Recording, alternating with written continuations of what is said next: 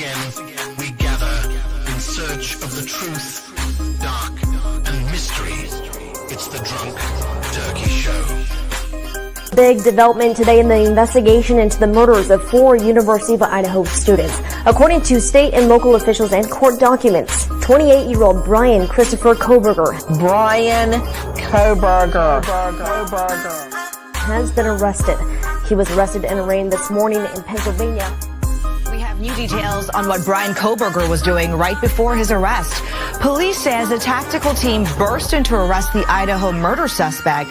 He was in pajamas and latex gloves, stuffing trash into Ziploc bags. Hey, greetings from the year 3000. It still sucks. This is Philip J. Pride, and you're listening to the Drunken Turkey Show. Your one-stop for this sort of thing. Hit that button, like and subscribe. You know what to do, just like every other podcast. Just like every other podcast. What is up, everybody? Welcome back to the DT Show. Today, we got an excellent show for you guys. I'll be bringing on a guest who was at the Bryan Kohberger hearing, at his plea acceptance or plea change hearing, where he's pled guilty to all 5 counts, 1 of burglary, 4 counts of murder in the murder cases against Madison Mogen, Kaylee Goncalves, Ethan Chapin, and Xana Kernodle. He is now a murderer, and we can say that. We'll be talking with our guest. We'll talk about some new, a New York Post article that kind of talked a little bit about a book that'll be coming out a little bit later on this month. We're going to continue to cover this case, guys. There's a lot of things that are coming out right now. I'm in the works of trying to get a Freedom of Information Act, a FOIA, for the traffic stop with Bryan Kohberger and a lot of other things. So you guys make sure you like, comment, subscribe, ring that notification bell, everything in between. Without further ado, let's bring in our guest, Alina Smith. Hello, Ms. Smith. How's it going? Hi, how are you? Thanks for having me tonight. It's great to have you again. I'm excited for this conversation. I know you flew in to Boise. You were at the hearing. How fast did you how fast did you have to get a ticket, given the fact that it was very quick notice? It was that Tuesday. I found out, I found out a little bit earlier, but then we found out about the hearing and then slowly started to trickle in who was going to attend, which then I started to realize this is going to be a huge deal. This isn't just going to be something in and out. And it just kind of, I started to realize the gravity of this, and I just quickly made the decision. I went online and looked at, how soon I could make it out there. I saw a 5 p.m. flight that would get me there around midnight, and I went for it. And I just started taking care of all of my stuff over here with my family, my kids, and my responsibilities. And I packed a few things in a carry-on and threw my computer and all my paperwork in a backpack and took off. Wow. And you arrive, you get to the courthouse. Was this the first time you've been to Boise? It was my first time in Boise. Yes, I've been in Idaho a few times now, but for this case, but Boise was my first time. So, and the Ada County Courthouse was massive. And I've seen the Latah County Courthouse before as well, and the jail. And the jail, honestly, it looks like somebody, you could drive by it and think that you just drove by somebody's studio apartment, or just like a little, building that has maybe studio apartments in the basement, and the parking lot maybe has 15 spots in it, and that's it. Where this is just massive, and it was surreal. The cameras, just the tents and everything, just in and out, and just walking in, I was checked like I was going through airport security. They took everything of mine and went through all my stuff. They took my water bottle, and I only had a little bit left, and I was like, oh my gosh, can I just leave it right here? I'll be right back to finish that. And they were like, absolutely not. And they tipped the garbage over to me, and they're like, you think all these people want theirs back too? And inside was like people's Yetis, people's, a wall of bottles like that, metal bottles, everything. And they're like, nobody's getting anything back. Once you're through the door, we keep whatever we want. Normally we'll let you take, food and water, but today nothing gets through. And I was like, holy cow, And so I get in, and then the hearing was on the 4th floor. And so I go up to the 4th floor, and the hallway was just a long line of people waiting to get in. And the length was the length of the courthouse. So if you're facing the courthouse from the street, that was the length pretty much of this line of people waiting to get in. And, you know, I'm not going to mention how I got up there, but I did manage to. And so then, you know, once we're, you know, there's certain people up there closer, and then they start giving us directions and telling us what the rules are going to be. Oh, and here's the other thing. So then once we're getting closer and they tell us all the stipulations and rules, I mean, did you want me to get into all of this right from the start? Oh yeah. Oh, okay. This is exactly what I want to hear. Okay. And so like, you know, they tell us, you know, the rules and how everything's going to be. And there were so many deputies and police officers and walking, they were just marching up and down the hallway, just whoo, you know, their faces are just, you know, stoic and straight. And then if a family member was coming out of the elevator, they would make us all move to the wall. They'd be like, take a few steps to the wall. We know you can do it. And we would just all kind of shuffle to the wall, and nobody did it right at any time. So they'd be like, do it better. You know you can. And we would just even get closer to the wall. And it was just like, you know, it was very solemn. Like we would just kind of watch them walk down the hallway, put our heads down. Like I would say a prayer. Like I would just be like, oh my gosh, this is terrible. Their faces would just be drawn, you know, and they would give them so much space away from all of us. Like they didn't want, and if somebody had their phones, you know, like this versus like that, they would be like, so if it was like this, they would say, turn your phone around, right? So you could only see, you know, like this part of it. I don't want to show what's on my screen, but you know what I mean? And so something like that, I'll figure it out as I'm saying it. And the girl goes, my phone is off. And the deputy goes, I didn't ask you if your phone was on or off, did I? I said, turn your phone around. And I was like, whoa, like they were not messing around. And then it was the same with the computer, right? So like if we have our computers, so here's the back of our computer and we have like our feet to our computer, you know, like, so we can set it down and it doesn't slip. But our front of our computer, we'll see like an apple or whatever. So if somebody's computer was like this, they'd be like, turn it around. And you can only hold your computer to where you can see the legs of it. You can't have your computer to where they assume you're recording or taking a picture or listening, or they'll take it away and that's it. If you get something taken away, that's it. There's a garbage can right there, like I said, right? So then once they're letting us file through, they're going through your stuff all over again, even though they went through it at, you know, airport security downstairs on floor 1. So now on floor 4, they're going through your purse all over again.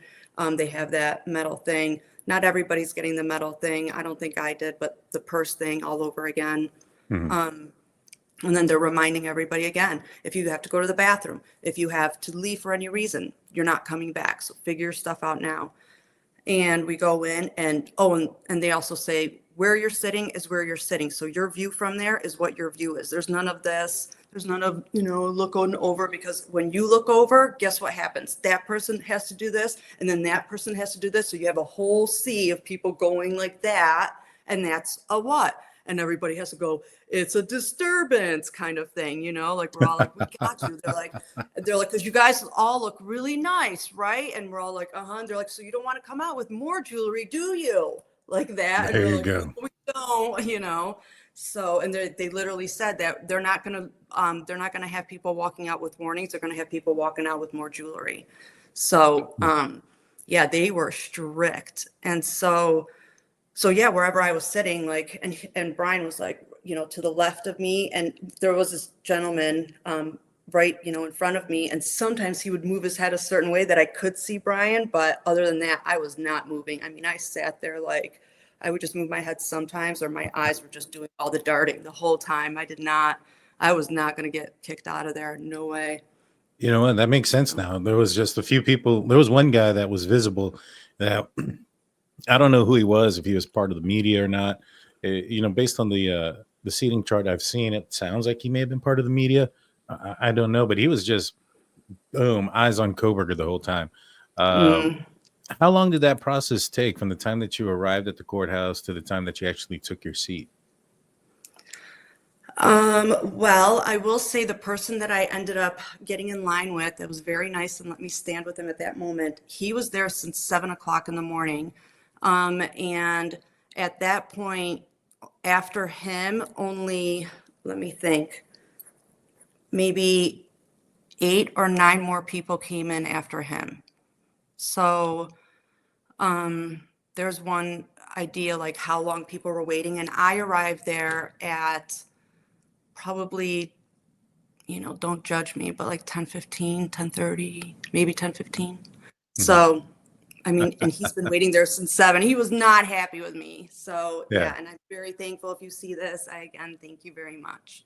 So, yeah. Well, it was a good thing that they held the spot and you were able to get in. Yeah, I mean, even Brian Enton couldn't get in. Like he was the one person right in front of me. It was Brian Enton, me, this person. Like we were all trying. Like how we were all going, "Hey, you remember me? Do you know me?"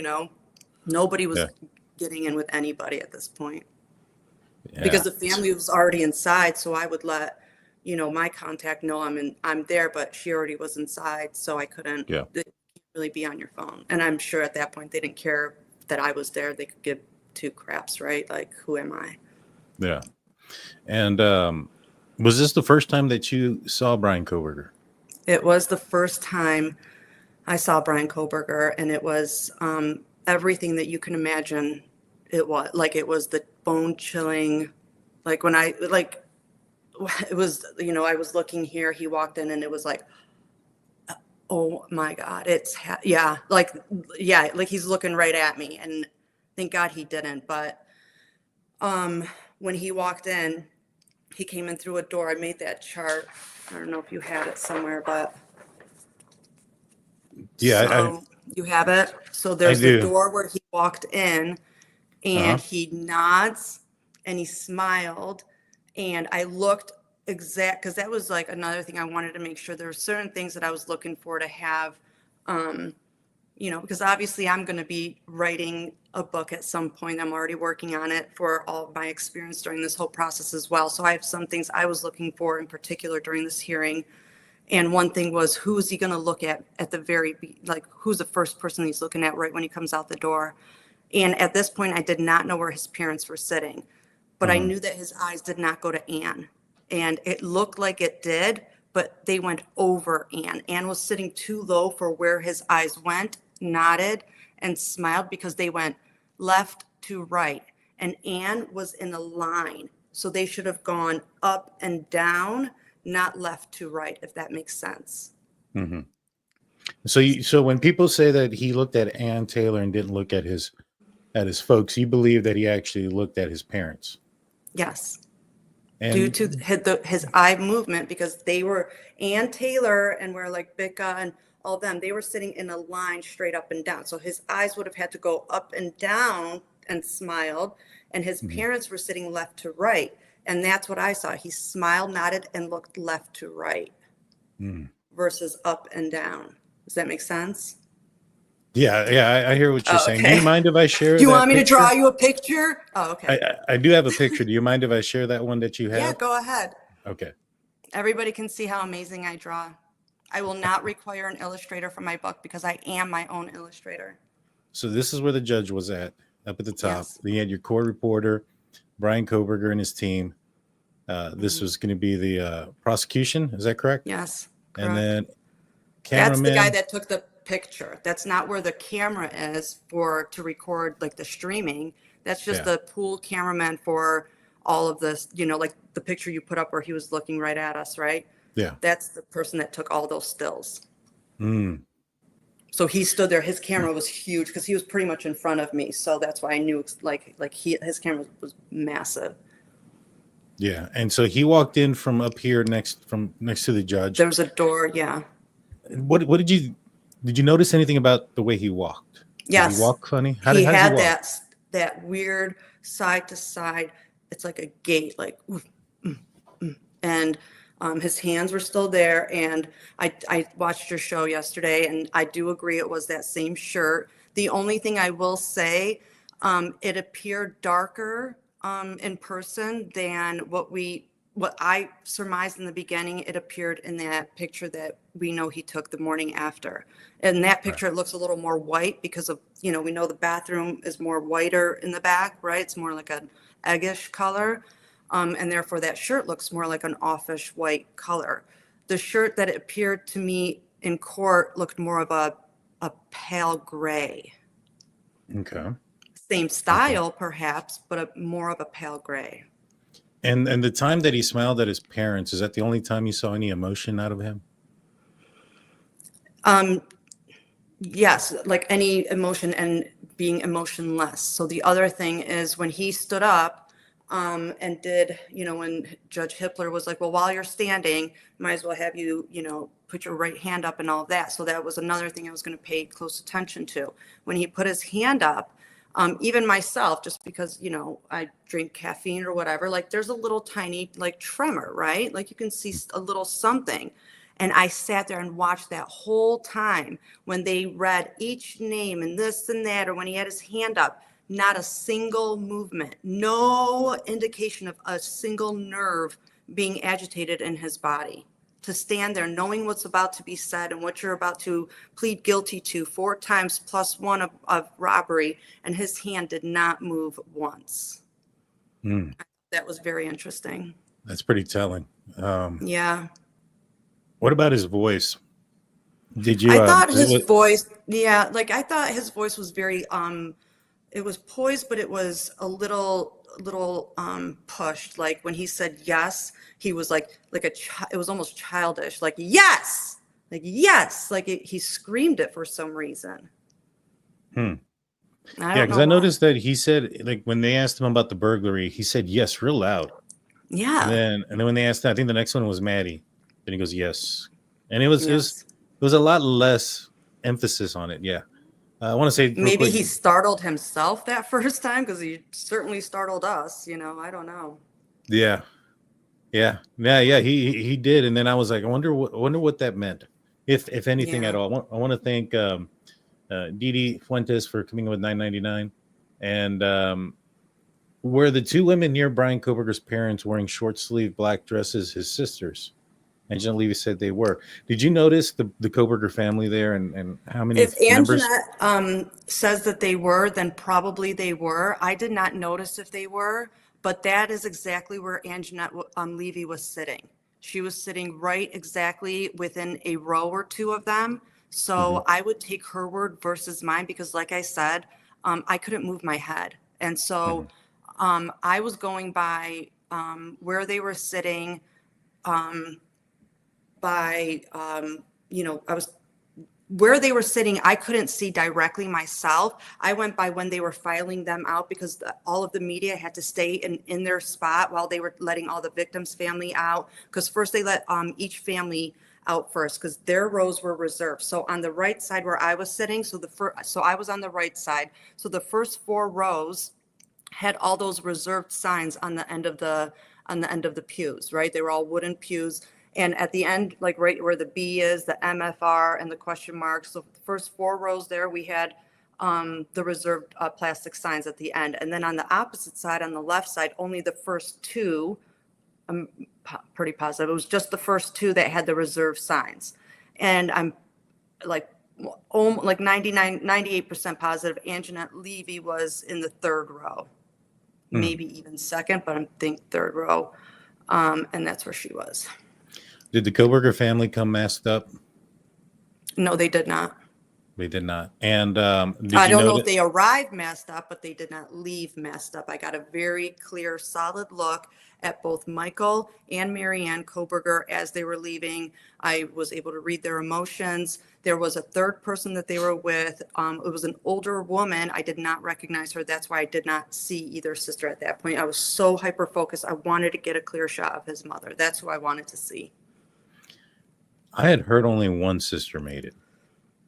Then maybe that's who. Yeah, I honestly, I wasn't even looking for them. I wasn't concerned to see them. So I wanted to see the mother. That's who I was literally looking for. And what emotion, if any, did you read off the mother and the father? The father, I felt he was very, he was defeated.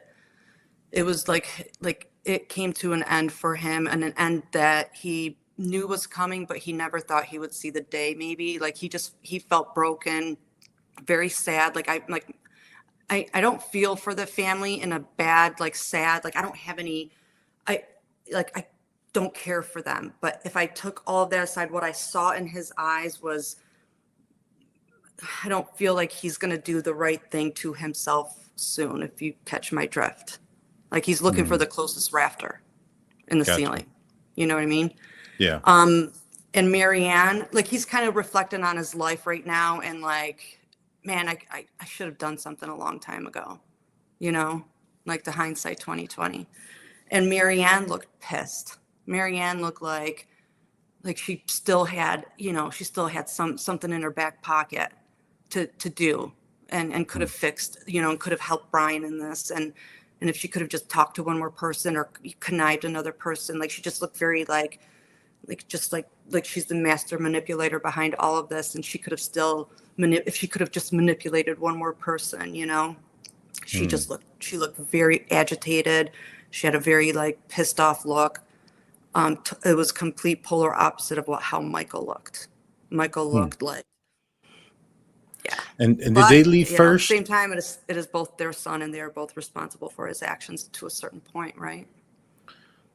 Yeah, I mean, it sounds like when I read Howard Bloom's book and his sources, and for those that haven't read it, it's called When the Night Comes Falling, the Requiem for the Idaho Murders. He talks about Bryan Kohberger having a troubled childhood and that his father traveling cross country is in part to try to make up for some of the issues they had growing up. I don't believe that to be completely true. I think maybe perhaps the intention was there at one point. I think that flight on December 11th, or was it? Yeah, I think it was the 11th. That flight on December 11th, that was for something different. You know, I'll What do pull you it mean? up real quick. Well, let's see. This is his flight. Right. He took off on December 11th. He bought this December 10th, shortly after the Bolo came out. Now, the Washington State University, do you know when finals started? The very first day of finals? It was the 11th or 12th. It was the 12th, the Okay. day that he was supposed to be leaving. The only reason that they left on the 13th was because Michael Kohberger's flight got canceled going into Pullman, and he had to fly into Spokane. Now, you see that time that he flew into it? 9:34. How far is Spokane from Pullman? About 2 hours, 2.5, depending. And that's late. So, and it's And it's very freezing. dark, windy road. I drove that road myself in the middle of the night around 2 a.m. in the morning. And it was freezing. It was during the demolition. So I drove it around the same, within 2 weeks of this date, right? And it's not an easy road to drive. It's very it's like one, you know, just going, you know, south and north or whatever it is. So it's just a car's coming at you with brights on sometimes, and you're just winding, and there's just trees. It's not Texas. It's not flat like it is over here. You know, I mean, there's animals, there's deer. You see the carcasses all over the side. The rigs are coming at you. They're flying here and there. And then there's these pull-offs where you just have to go off to the side so the rigs can pass you. Like, it's scary. And do we know, though, that they waited until the 13th to leave? Because now this kind of really goes against this whole timeline that we have had since the beginning, that they left on the 12th, and not only on the 12th, but earlier on the 12th. And No, have they on left the 13th. Yeah, because he arrived in Spokane at 9:34. So if they went straight to Pullman, then they would have been there probably close to midnight. You know, and according to Howard Bloom, all right, so we know a couple of things. December 13th is when he gets flagged in Colorado, right? So that was about 9 hours, I think, away, something like that, from Idaho. So he left the 13th. Literally. All right, so finals start that week, the 12th, and he goes and flies in, and then immediately the very next day, very early in the morning, they leave on this cross-country 4-day trip because he doesn't get back home until the 16th. So they were on the road the 13th, 14th, the 15th, and the 16th because he got home in the afternoon. I think it was closer to 6, on the 16th. So his father, after the bolo comes out, also HVAC guy, I know what you did. So not only did they purchase this, HVAC guy purchase this, but he also, in my opinion, because yes, I think that there was a plan for them to go, but he only paid $5 for this plane ticket. And if he only paid $5 for this plane ticket, that tells me that he switched days, right? And Right. so I think that they always thought that this was going to happen. So that he was going to fly down there and he was going to bring his son back or whatever the case may be. But I think that something changed. Now, I found out that Bryan Kohberger's sister, after the bolo came out, also contacted the FBI. So now you have a family member contacting the FBI, and you have a father changing his flight plans so that he's arriving supposedly the day before finals are supposed to start. So to me, that must have been a very recent thing. A sense of urgency.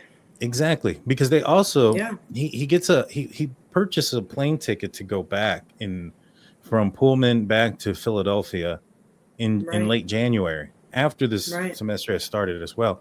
But he's planning things ahead. Obviously, when you buy things ahead, it costs less versus if you're trying to buy a flight. You just purchased one. I'm sure if you would have had a couple of months of advance notice, it probably wouldn't have been as expensive. Does that sound about right? Right. Yeah, of course. So you want to plan ahead. He purchased the one almost immediately in January.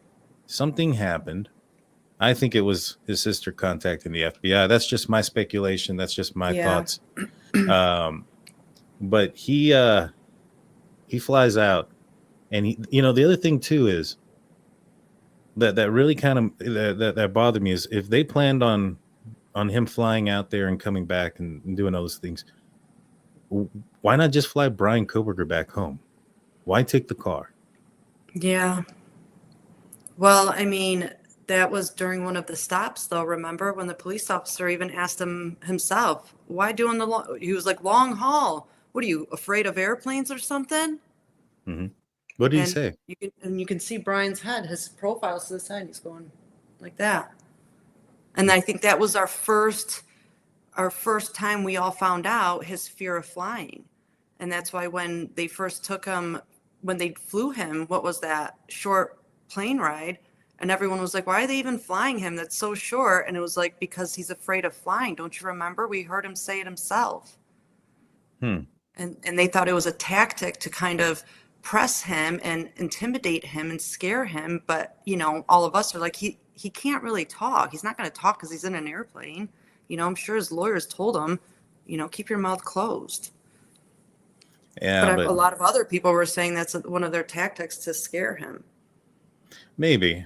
Because they kept, like, we had one of those people that could track the flight, and they kept circling and doing like weird stuff with him. And so we have it all. Like, I have the pictures of it, and so it's like they kept doing like all this weird like stuff with him in the sky, and we're like, what's going on? Yeah. Well, what do you know about that being in law enforcement? But here's the thing, though. Do you think that in when did this happen? 2022. So 2015 would have been 7 years. Mm-hmm. Would you think a 7-year-old Hyundai Elantra would be something valuable? That you would need to park it in the garage. But so we have like all cars come with a black box, right? I can't think of the exact name of it right now. It's like no, I know what you're talking about. Right. And I looked up to see if even his car would have it, and it's kind of on the fence if it would, but I feel that if this car has it and the level of, the level that this case took, they could have pulled the exact, sequence of where this car was driving, especially that like kind of skidding that it did right at that house, you know, at the King Road house, all of that's kind of an indicator of reckless driving. If they should be able to pull all that stuff and the location from that black box, you know, I can't think, you know, it's like a 3-letter. Right. No, I know what you're referring. Right. And that's kind of, you know, maybe he already knew about that, and that's why he wanted to get that car out of, you know, out of sight, out of mind. I don't know. The other thing is, like, we know the whole thing with that license plate. He knew that he needed to get the front one off for just another cautionary thing to avoid scanners as much as he could. I mean, he was looking to avoid this as long as possible, maybe to prepare for his next one. Who knows? We don't know. You see, here's what I think. I think that he was probably aware that his vehicle was going to come out on some cameras. He's probably aware that they may even be able to tell that he didn't have a front license plate. I was thinking that he was, based on where he was driving, that and the time of night and the streets that he was driving, he probably thought that the video that they did get of him was probably not the best, right? There was only one piece of footage that, from my understanding, that they were able to identify the vehicle. And so whatever he did for the most part would have worked. You know, would have worked if it wasn't for that one piece of vehicle that was able to identify it as an Elantra. They thought it was a Nissan Sentra at first. And so to me, you know, they changed the flights because he only paid $5.62 for it. And so for him to only pay $5.62 for a flight, that tells me that he had planned to take a flight with points, out there. mind you. Right. So he had already this is planned. I'm sorry, I don't mean to cut you off, but let's just say this is another little aspect of this so he does have accumulated enough points of flying to where they are flyers. So, but they're, you know, well, what about if he was don't really travel, which is what if he was trying to get like a refund for the flight that he had planned for, let's just say the 16th, and instead they gave him points to fly a different day? Okay. I don't know if that's how it works. I need to figure out. I don't think it is. But that's what I thought. I've but flown a lot, and I've never had them give you points as a. I mean, again, unless he has a frequent flyer car or frequent flyer, you know, person, and that's how you get refunded in points if you paid with points. Right. Yeah, no, I was just kind of thinking maybe it was like in-store credit or something. But that's exactly what they I don't, thought you were thinking. But if they don't do it that way, then that's fine. Either way, if he had it planned that he was going to go on a different day, because I highly doubt he was going to get there, that the plan was always the 12th, because the 12th was the first day, or the 11th, because they would have left the 12th, which would have been the first day of finals. And he was a TA. The responsibility of a TA is to assist their professors. Now he may not have been there the entire week until the 16th. That may not have been what it was, but he would have had to have been there some portion of it. He probably had finals himself. Now, some persons or some people, some students, they end up having finals at the end of the week. It's unfortunate. They have to wait the entire week and do it. I don't know what his schedule would have been like. Now, what it sounds like to me is you have a bolo of a vehicle that looks similar to his. And so, like, even if, because some people might say, well, that's probably when he got notified he was getting fired as a TA, right? Because I think that it exists, that he was a teacher's assistant. He was getting fired. He got a letter December 19th. And in that letter, it stated that they had spoken about this. And so some people might say, yeah, you know, he got fired. Maybe that's why they changed, that's why they flew dad out there or whatever. But to me, what doesn't make sense is if he had already had a plane and a flight already planned, and it was supposed to be sometime that week already, why move it up from one day to the next? Right. I know. I mean, you get what I'm saying? There was that urgency. Yeah. There was an urgency. All a red flag. And it was right after they came out, 2011-13 Hyundai Elantra. I can't help but feel that they wanted that car out of that area as fast as possible. As soon as possible. Absolutely. And so, a lot of people. Being a teacher's assistant, that's your job, is to help with the grading. I mean, when we look at a lot of the information that we have on him, it's his grading, right? We see the students have handed in and shown us how he would change his demeanor from grading one day and then a week later or whatever, how he changed and was all of a sudden happy, or how he changed right after the murders, and how he was now more pleasant and kind of started giving out hundreds, right? And so this grading aspect is something that's, to me, I think is important to a certain level, because this is what his job is, kind of in his job description as a teacher's assistant. And now during one of the most, heaviest times of a school year as a college student are your finals, and he's going to take off right on the day of that final start. No, bro, you got to be here to help correct them. That's what I have you for, Yeah. Anjanette Levy said the mom and dad were there, but she didn't see the sisters. So Yeah, I didn't see. So that's why I said, if she said she did, then go by her word versus mine, because I don't want to speak on that. I know where she was sitting, and she would have had a much better view than I did. So thank you for whoever said that. Yeah, Dee comes in saying, maybe getting ahead of self here, but did BK present more alpha or confident than Bill Thompson overall, and why not make him stand? So I got two things out of this. What was your sense of Bill Thompson in the courtroom? Did you think that when he started to kind of tear up, was that authentic to you? Well, I have to say something about that. I don't know I did talk to a very good friend of mine, and she let me know, hi, Christy. And she let me know, how she was listening to this. She said she was actually watching it through your show. She's a big fan of yours as well.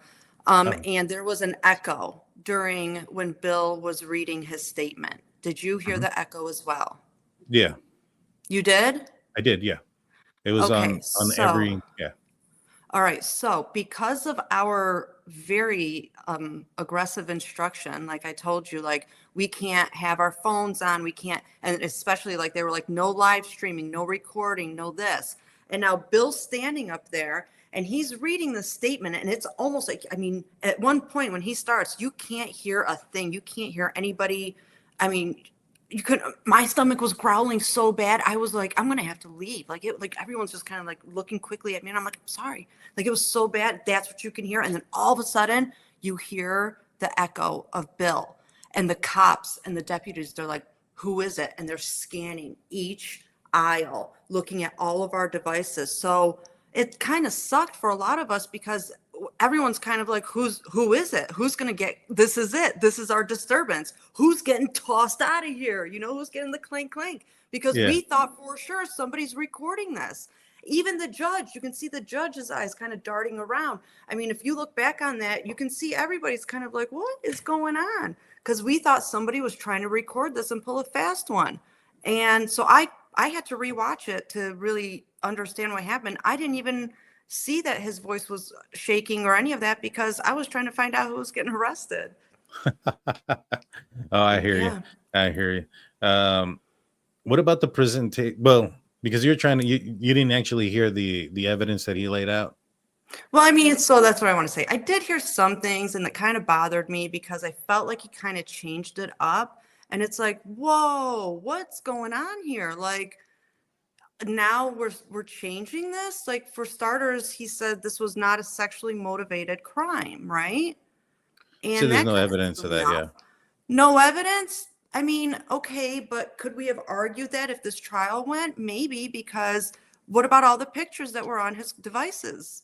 Were those not sexually, I promise you he didn't have those and was like, using them as recipes and making, nice dinners. Like he was using them for something, right? That is sexual, I promise you. So aren't we kind of leading down the sexual path with this?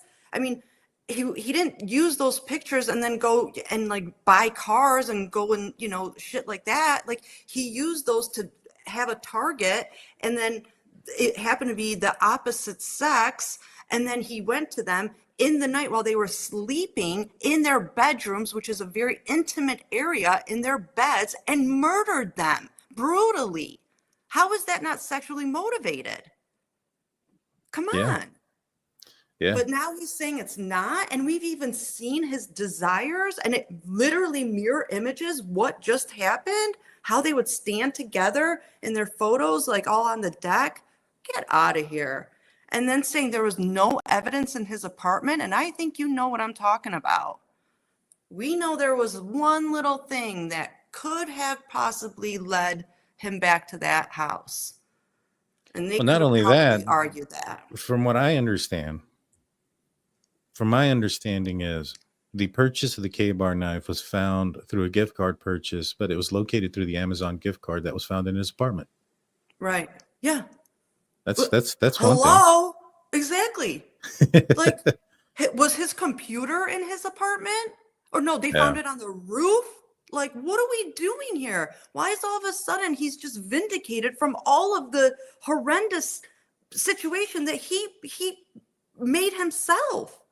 And now he's all of a sudden, we didn't find this. We have no evidence of this. We didn't do this. We didn't do that. Da, da, da, da, da. He's just going to plead guilty and see you later. Ann Taylor walked out of there with a smile on her face. If I was able to use my camera, I would have videotaped that and then chucked my camera right at her head.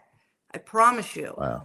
She was walking out of there holding her stuff. And I was like, what are you doing? What are you smiling for? Is there a clown at the end of the door? Like, am I missing something? Like, what are you doing? That's crazy. Yes. That's crazy. Yeah, I was very disappointed in Bill Thompson and the prosecution. You know, after hearing their case, and I put that in quotations because, you know, a lot of people were saying, oh, well, the burden isn't there because he's pleading guilty. I was like, no, it's still there. It's still there. You have to prove your case. It's not closing arguments where you have to persuade a jury to, you know, with flashiness and all this other stuff, the theatric aspect of it. You know, you do that when there's a jury. When you're doing this for the judge and you just got to, you know, tell out your case, man, I don't know. I think I would have been concerned with the case that they would have put forward. Yeah. The way they would have, I'm not concerned about the evidence against Bryan Kohberger. I would have been concerned at the way they would have presented it. Yeah, I agree. And I think if Bill was really going to fight it with that statement, then I'm concerned how it was going to be, combated with Bill as well. Yeah, because he had some interesting things, like even when we go back to when there was no stalking, like he was like, we have no proof. I was like, man, who are you representing, the state or the defense? What's going on here? And so I felt like that throughout this case as well. You know, to me, I thought that this is just me connecting dots. You know, I had Steve on the channel. I asked him if he was aware if there was ever a plea deal. When I did an interview with him, he told me that Idaho, they had to notify them if they ever had one, and he hadn't been notified of one. So I don't believe that they ever offered him one, but boy, did they jump on it real fast once the defense went up to them and said they're willing to take one. And it's just, they could have gotten so much more. From my understanding, the families were notified like on Friday afternoon, and then by Sunday afternoon, they were notified that it was going to go through. Is that correct, to your knowledge? Yes. So if that's not correct, even all the families knew. Well, that's even worse. And I mean, to make that decision, not even take a business day to make the decision, go through the week, you know, they went through the weekend and made their decision on a Sunday it's crazy to me. I mean, it's just absolutely nuts. You know, without it taking any input, you know, Steve, I think, said it best. And I think Bill Thompson and the prosecution could have done right by the victim's family members had they been able to ask for the things that they were wanting. You know, where's the murder weapon? What did you do with your clothes? What did you do with, you know, how did you prepare your vehicle so that there wasn't any DNA in the car? Like, Where's the answers to this that we've all been, not only we, but like that the families have been looking for since day one. And now the other thing is, like, how do we know that Bryan and I don't care really, his team, I'm sure they're going to be banking off of this, but his family aren't going to be monetarily, you know, benefiting from all of this? Because normally that's a stipulation upon you know, when a verdict is reached plus a plea deal. Well, Bryan Kohberger, I didn't hear that being addressed. Right. By law, no matter what.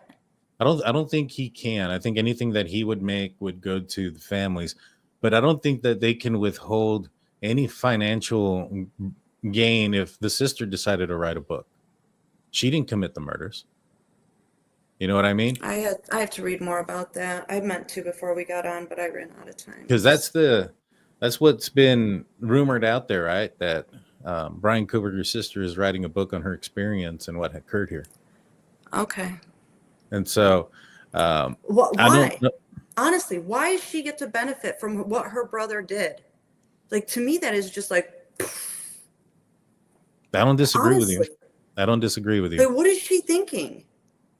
I I mean, don't know. and then people are going to buy it just out of like morbid curiosity. Honestly, that's Yeah. messed up. Is she? Yeah. And she changed her name too, right?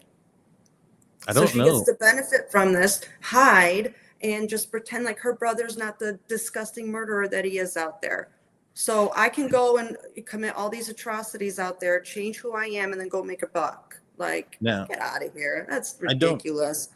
I don't know which sister is writing the book. If I had to take a guess or make a bet, It's going to be Mandy. you think it's Mandy? Why would I it be would've- the other one? What's the other one's name? No, Amanda Melissa. and Melissa. No, Melissa. Melissa's the one that had the phone stolen. Melissa's the one that called, right? And Mandy's the one that kind of is off on the sideline. So I think it's Melissa that's writing the book. I would too. Now, I'm not saying that Missy is the person that tipped the FBI. I'm not saying that. I'm not going to put that out there. It could be Amanda. Unless she's changed her name to like Roberta now. We don't know. right. Don't know. And I don't have anything nice to say about them. I think everybody has kind of kept their names out of their mouths for the last 2 and 2 years and 8 months or whatever it's been. And for whatever reason, they've been protected and nobody's mentioned them, but I'll mention them. I don't care. Like they should be gone after, just like all these other families that were the victims. They've been gone after in the most brutal, disgusting way, saying Bryan didn't do it. Well, guess what? Bryan did do it, and he admitted he did it. So now what does everybody have to say? Go after his family. Leave all these families alone. They are suffering. I don't disagree that they should leave the families alone. When it comes to Bryan Kohberger's family, if it was the one who tipped off the FBI, they reported him in, at least. It was 100% his sister. I can tell you all that for a fact now. Okay. No, and I 100% agree. And I know who it was, and I know what name she used, and everything in between. But if she's the one that's writing the book, and that's still kind of weird, and she's still profiting off of what her brother did. I don't look at the sisters like I do the parents. And the reason behind it is a lot of people look at like Brian Laundrie's mom and dad a certain way because they were aware of what he did. They allowed him to travel across country back and stay at their home. Mm-hmm. This one, what they did was worse. Not only did they, in my opinion, know what their son did, know that their daughter reported him into the FBI, but they flew the father out there to help him get away from the area. Yeah. Yeah. And then kept him home still. So, I mean, if they knew about this on the 10th and all of this kind of went into the changing of the tickets on the evening of the 10th or however that happened, and, he flew there on the 11th, couldn't get there till the 12th, and then he didn't get arrested or they didn't, all this, like he still was in their house. They celebrated holidays, went out to dinners, had a murderer in their house until the 30th. I don't have any sympathy towards anybody in that family. No, I don't. And I even know of other family members that were posting pictures as early as I think January 3rd or January 6th of like family pictures like, oh, hey, look at us. And it's like, look at you. Your nephew just got arrested for the biggest murder in history at this moment. And you're saying, I'm going to post these lovely memories of my brother Brian, or of my brother Michael and my nephew, and come and press the like and love button and celebrate us. Come on, Ida, people. Yeah, no, they're definitely something else. But to me, then you also add the fact that they found Bryan Kohberger's car in the garage. Being cleaned. There was a bucket of cleaner next to it. You can't tell me that his parents weren't aware that his car was in there the whole time and that he was cleaning it. Right. There's so much there. There's so much there, and There's so much there that we should have been able to find out. What was the condition of the garage? Was it a packed garage with stuff in there? Did stuff need to come out in order for that car to go in? Was there cars in there normally prior to that? Is it a house that keeps cars in the garage? Stuff like that. That's a house that they've had for a long time, right? Like at my parents' house that they've had for about the same time. I mean, we can't even get a shoe in there, let alone a car, So that would have to take some effort for me to be like, hey, Ma, I got to get my car in there for a month and hide it. That would take work. So there's some information I personally would like to know if it was just an easy thing that, yeah, we're a family that keeps cars in the garage versus no, we're not. well, I saw the drone footage. If one of his father or mother drove a red SUV or a little crossover vehicle, it was outside. It was parked outside of the garage.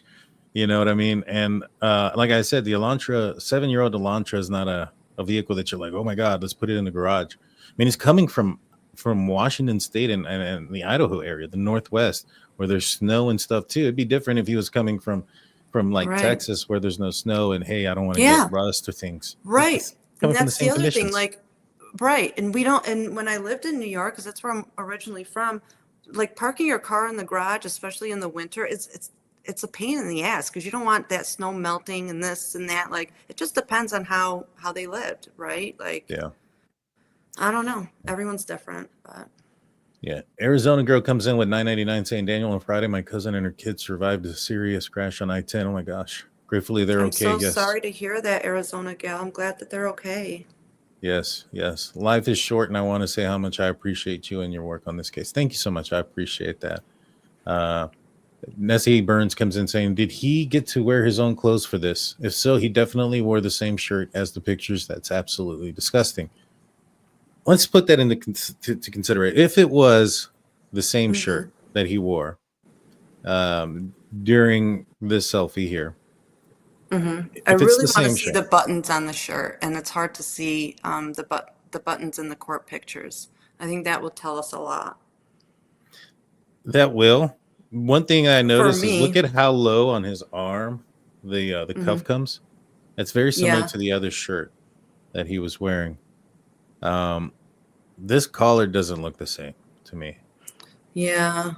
This looks more like a flimsier collar, and this looks And more. it's more very new, brand new and tight, like starched. Like. Yeah, exactly. The other thing I want to say before I forget too, when he had his hand up, I also noticed how thin his wrist is, and it honestly looked thinner than mine. Like it was probably like another like quarter thinner than mine. Like it was like that. It was like a paper thin. And I remember like looking up at his and looking down at mine, and I was like, damn, his wrist is smaller than mine. And everybody thinks he's kind of like stouty and just like slender, but like kind of stouty. He's not. He's a very small, meek, frail man with a big old head. Yeah. And a fresh cut, fresh fade. And they did something to his eyebrows too. Look at how, Oh yeah, I know. how separate It's they like are. And they did a and little not the much. It's like they're almost gone. yeah. No, you're And that absolutely mole, right. they did not do that mole any justice by cutting his hair so short. Yeah, he's a creepy son of a gun. And I still kind of feel that somebody broke his nose that night because I know that they had a bloody pillow on his bed that they took from his apartment that day. And see how That's swollen possible. it kind of looks? Look yeah. right in between his eyes. You can see a coloring of a little blue purple right in between his eyes on the bridge of his nose, right here. You can see a line of like a bluish. And then under his left eye, you can see, I know he just looks tired, but you can see it following that line. You can see it drop down into here is the purplish. I think it was Peacock. I just recently saw this, and I'm going to end up breaking that down probably tomorrow, guys. The Peacock special. Oh, I haven't watched it either. I'll watch it tomorrow probably. They bring up this this selfie, and I think they actually bring do up they? they actually pull up the actual selfie. Dude looked like he has a nice. black eye. Yeah, I'm telling you, that's what I thought too. And I still stand by that that's a ring on his finger and it's Maddie's ring because she wore silver rings on her thumb a lot. And what would like a thumb ring fit on a man? Like, here's my wedding ring finger, and I try putting it on my thumb. Look how far it goes down. Yeah. So if she's wearing rings on her thumb, they're going to be pretty big. So for a man, that would fit probably up to there for him. Yeah. Yeah, it's possible. A lot of people thought maybe a Band-Aid, but it definitely could. I think somebody did some AI and it looked like to clear it up, and it definitely looked like a ring then. And then if you put your cursor in this area right here on him, it look, yeah, right, go up, stop right there, right here. It's very swollen. Oh yeah. Oh, his Right. knuckles, this finger Just here. this part. Yeah, his Like, finger it's right very here looks swollen. very small. Oh yeah. You can see it go up and over. Yeah. I would have loved if they did like an x-ray just to look for hairline fractures, something, some irritation of that area. That was another thing. Like, we never got to push on that stuff because it's over, He looks so different in every dang picture I see this guy. It's I weird. know. Alex comes in saying, dads just have a way of knowing when their kid messed up. That's true. That is Moms true. do too. I really think I think the mom is the leader on all of this. I think she's the front runner. And I think she was like, Mike, go get Bryan. I don't care how, when, which way you do it, go and get him. And Mike is, he just seems like the kind where he just keeps his head down and does whatever needs to be done by Marianne. And he did what he needed to do. Yeah. The whole driving across the country for your kids, like, to me, that's not odd. I know a lot of people think that's odd. My father did that for all, like, there's 3 of us, and he did that for us all the time. Like, I used to live in California, and like I said, we're in New York. I'm in Texas now. He's driven to every state for all of his children, back and forth. Every time we moved, it didn't matter. He would drive with us or come and get us, whatever it was. So to me, it just seems like a dad thing. Yeah. I mean, it could be. I just think that there was a sense of urgency behind it, and he wanted to get his son out of there as fast as possible. Yeah. Oh, still, I agree with the urgency, but say like, like if we bring up the original tickets, like when he had them purchased for whatever the original cause was prior, like when his mom was like, my son's coming home for a month or whatever, right?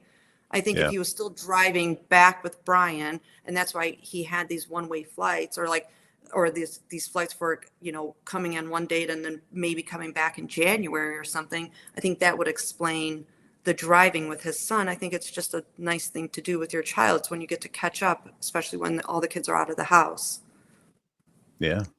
Yeah. And the fact that they were wanting to go back, I don't think this guy had, I don't know. I would say that I would have said that, man, I'm confused because they wanted to come back, right? So I would have thought that maybe he thought that they weren't onto him. I think he did. I think Bryan Kohberger thought they weren't onto him, but I think his parents.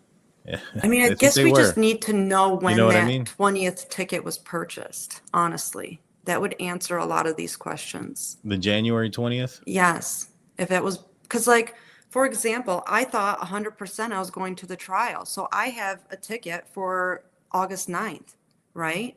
And when I purchase tickets, I typically only buy one-way tickets. It's easier for me. I think it's cheaper, it's smarter. If something happens, you don't have to forfeit the whole flight. You can extend it or come back early, right?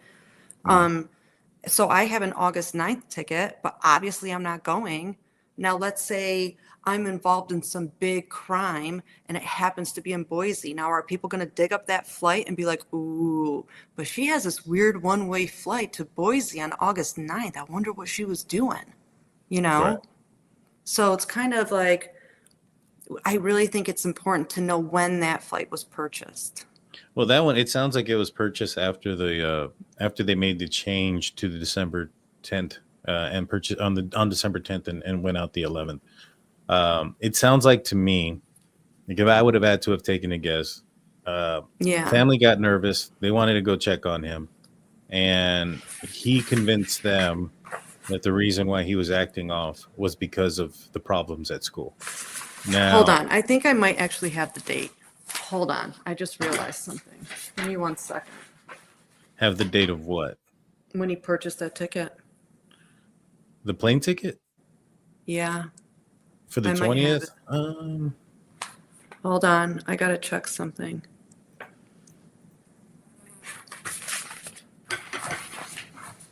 I had something. It said here also in the same phone call on December 10th, he scheduled an additional flight for January. So it was the same day. Okay, hold on.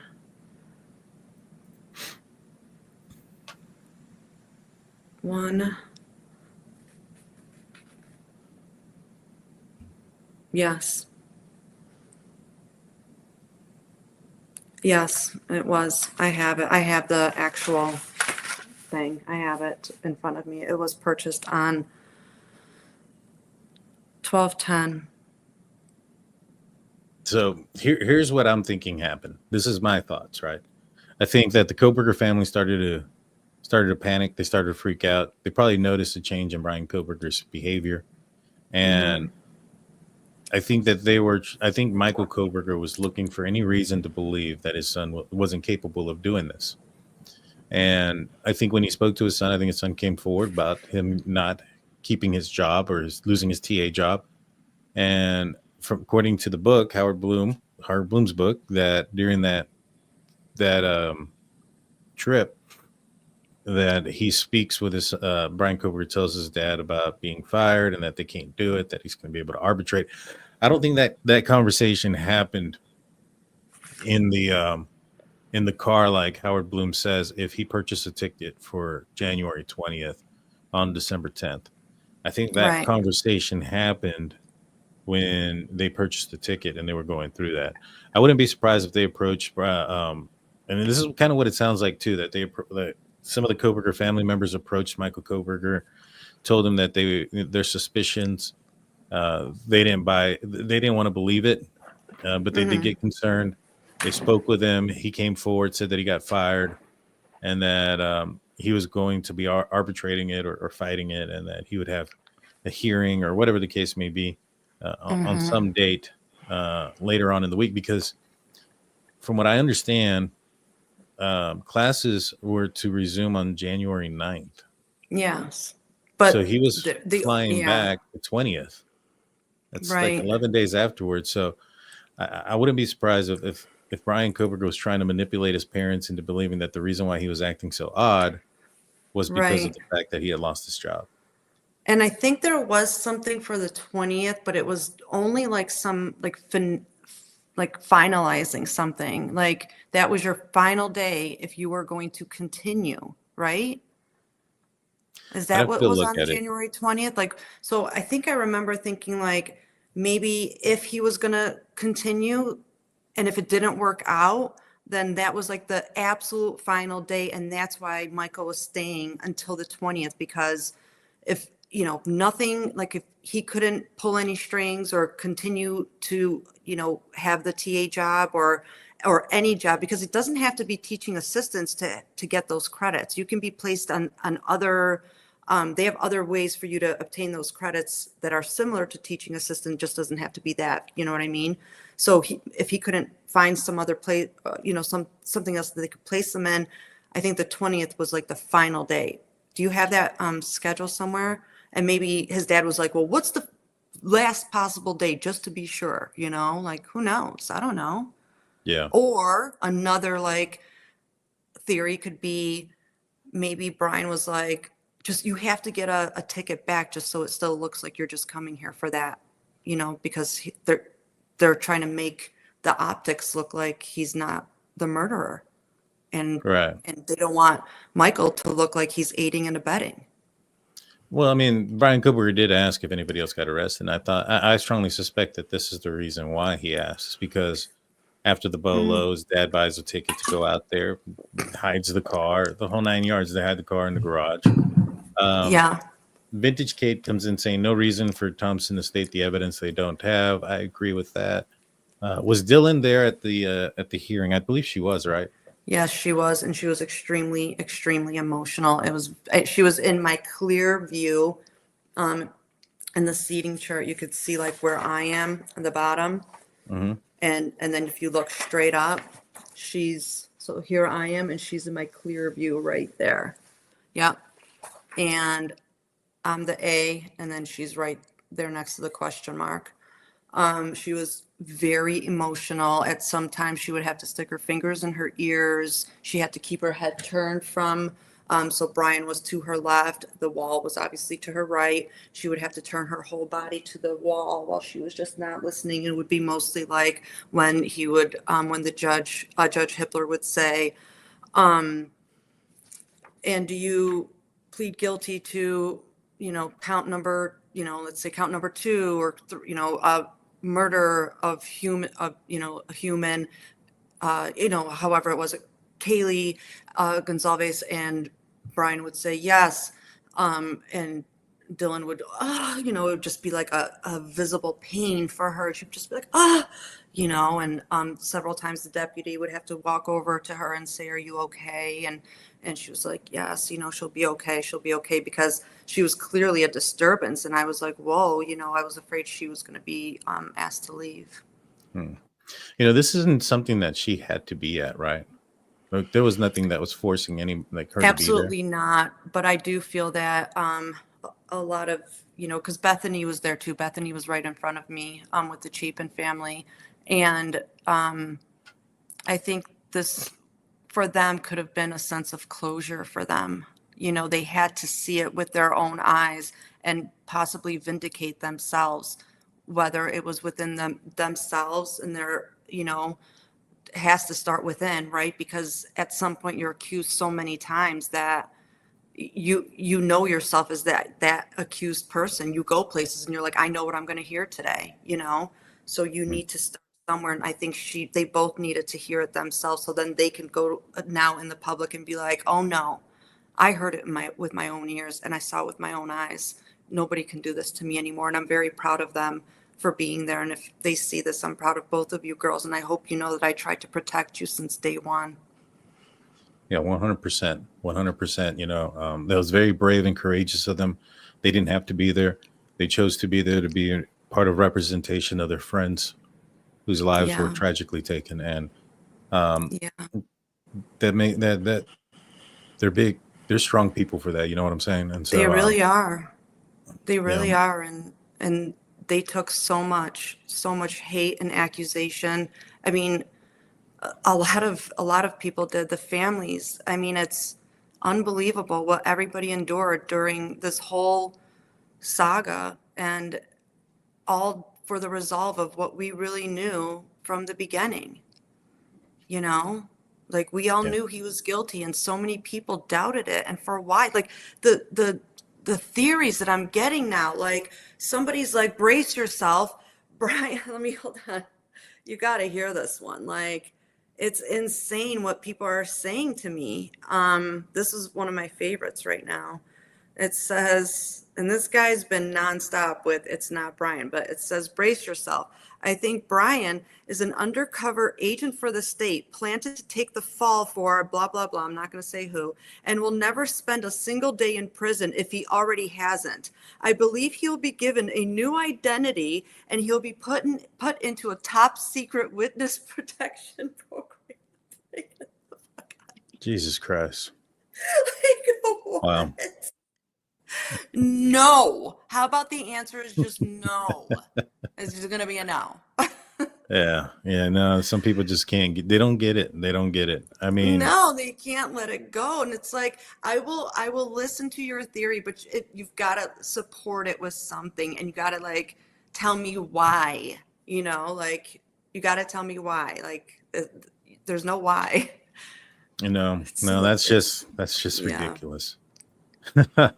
But kudos to Bethany and Dylan for being there. Absolutely. They didn't have to, but they were. And I think it was, they were very brave. Now, absolutely. I also want to thank Dee Dee as well for the donation here for $9.99. You guys are amazing. Thank you so much. Absolutely. the New York Post brought up an article that was written by Vicky Ward, who is working with a Amazon Prime documentary that's going to be a 4-part docuseries that's coming out here in the next week or two. And Yes. I understand The series comes out on the 11th of July, and then the book comes out on the 14th of July. There you go. I'm going to try to get both. And I am in both. I was going to say, and I heard you were involved. You're in the documentary. Is that correct? Yes, I'm in the series, and I'm also in the book. I worked with Vicky Ward personally, and then in the series as well. Well, let her know that I would love to have her on. I've had Howard Bloom on. If she wants to come on and promote her book, I'd love to speak with her. Okay, I will. Thank you. I'll text her. That'll be great. I tried reaching out to her on Twitter, but I don't know if she's ever read my message. But yeah, if that would be great. I would love to have her on and just kind of pick her brain a little bit about the book and things of that nature. And it'll be a good time. But she wrote a New York Post article, and it's titled "Why Bryan Kohberger Committed the Idaho College Murders: The Eerie Similarities to an Incel Mass Killer." So right off the bat, this kind of says that they want to talk about the motive behind why Bryan Kohberger committed this crime, and they're looking at an incel. Right here, it goes on to say Vicky Ward has investigated the dark, intricate Bryan Kohberger case since his arrest in December 2023, which was actually 2022. She conducted over 300 interviews in Idaho, Washington State, and the Poconos in Pennsylvania, where he grew up. Tantalizing Kohberger offered no explanation of what had driven him to stalk the house at 1122 King Road in Moscow and murder 4 University of Idaho students, Kaylee Goncalves, Madison Mogen, Xana Kernodle, and Ethan Chapin, in their bedrooms. In a report, the Idaho 4, the people closest to the victims believe all sorts of reasons for he targeted just one, Maddie Mogen. Do you believe that Maddie was, in fact, the target? Yes, and I think it's safe to say that I know for 100% she was the intended target. We were going to have all that evidence shown to us during trial, but not anymore. I hope that evidence does come out. Like not so much just that, but like all the evidence comes out, so that way we can break it down. I think that the biggest clue is Murphy, and I've said this a few times. And the reason behind that is, according to documents, all the bedroom doors where the decedents were at, they were left open. The back sliding glass door was left open.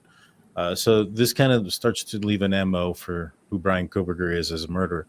He touches things as little as possible so that he doesn't leave DNA behind. He wrote about this in his May 2020 investigative documents, and in fact highlighted that checking the back door, checking the door of the exit, where the exited way the perpetrator may have gone, because that's most likely where they could have left DNA. I mean, this is when the person would have exhausted themselves, they would have been sweating, breathing heavy, those type of things, and so most likely you would leave DNA in those times versus when you first get there, so you leave the door open. It's like murder 101. Yeah.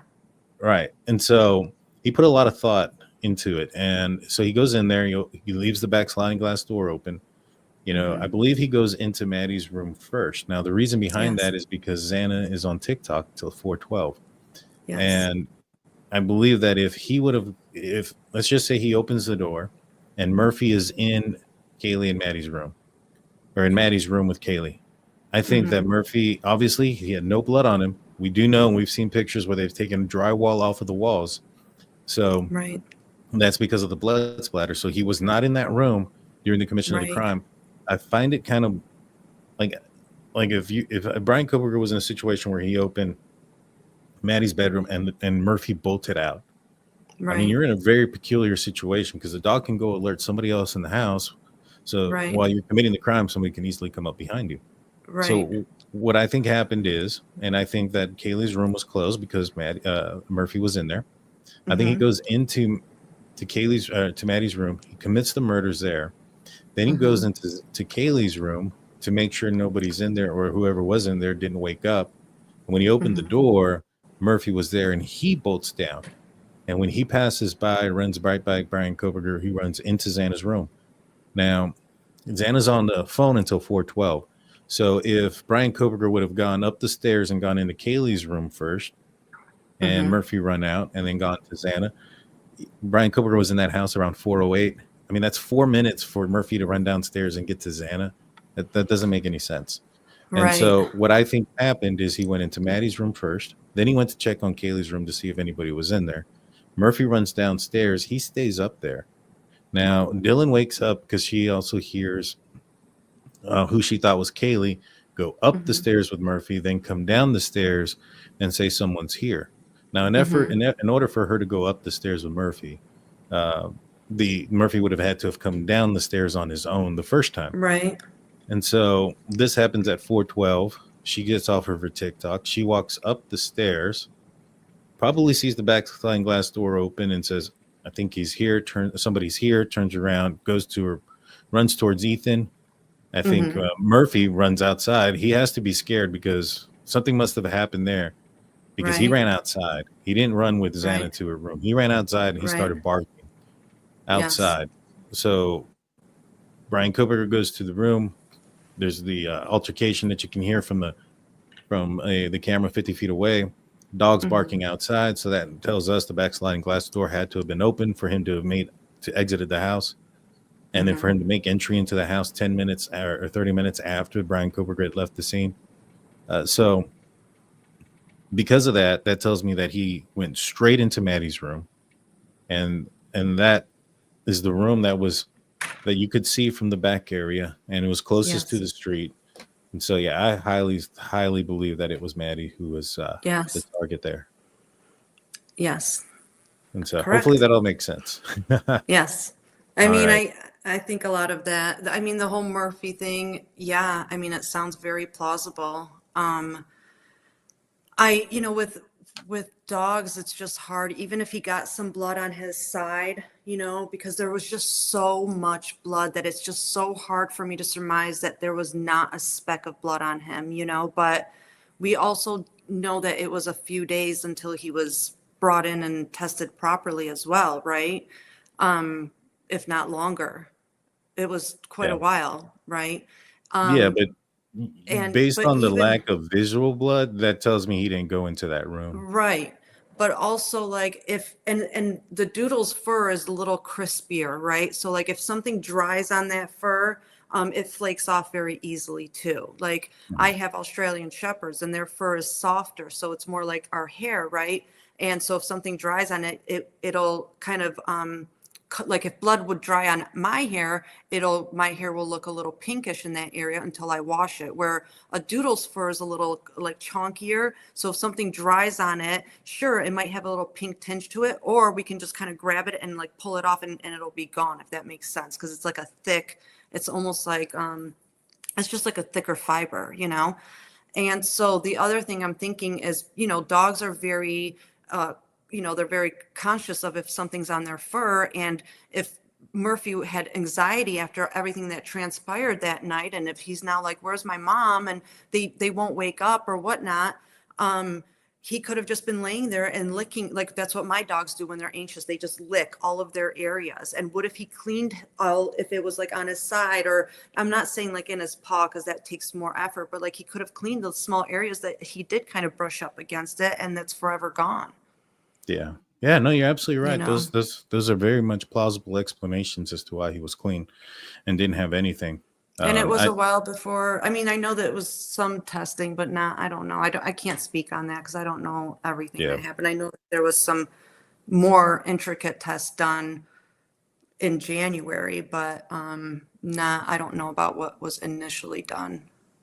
Well, if they did it in January, it was after the arrest of Bryan Kohberger, probably after the search of his apartment. Right. They did collect a dog's hair. Yes. Yeah, they found an animal hair. And so I wouldn't be surprised if that's why they went in January to That's exactly why, to match it.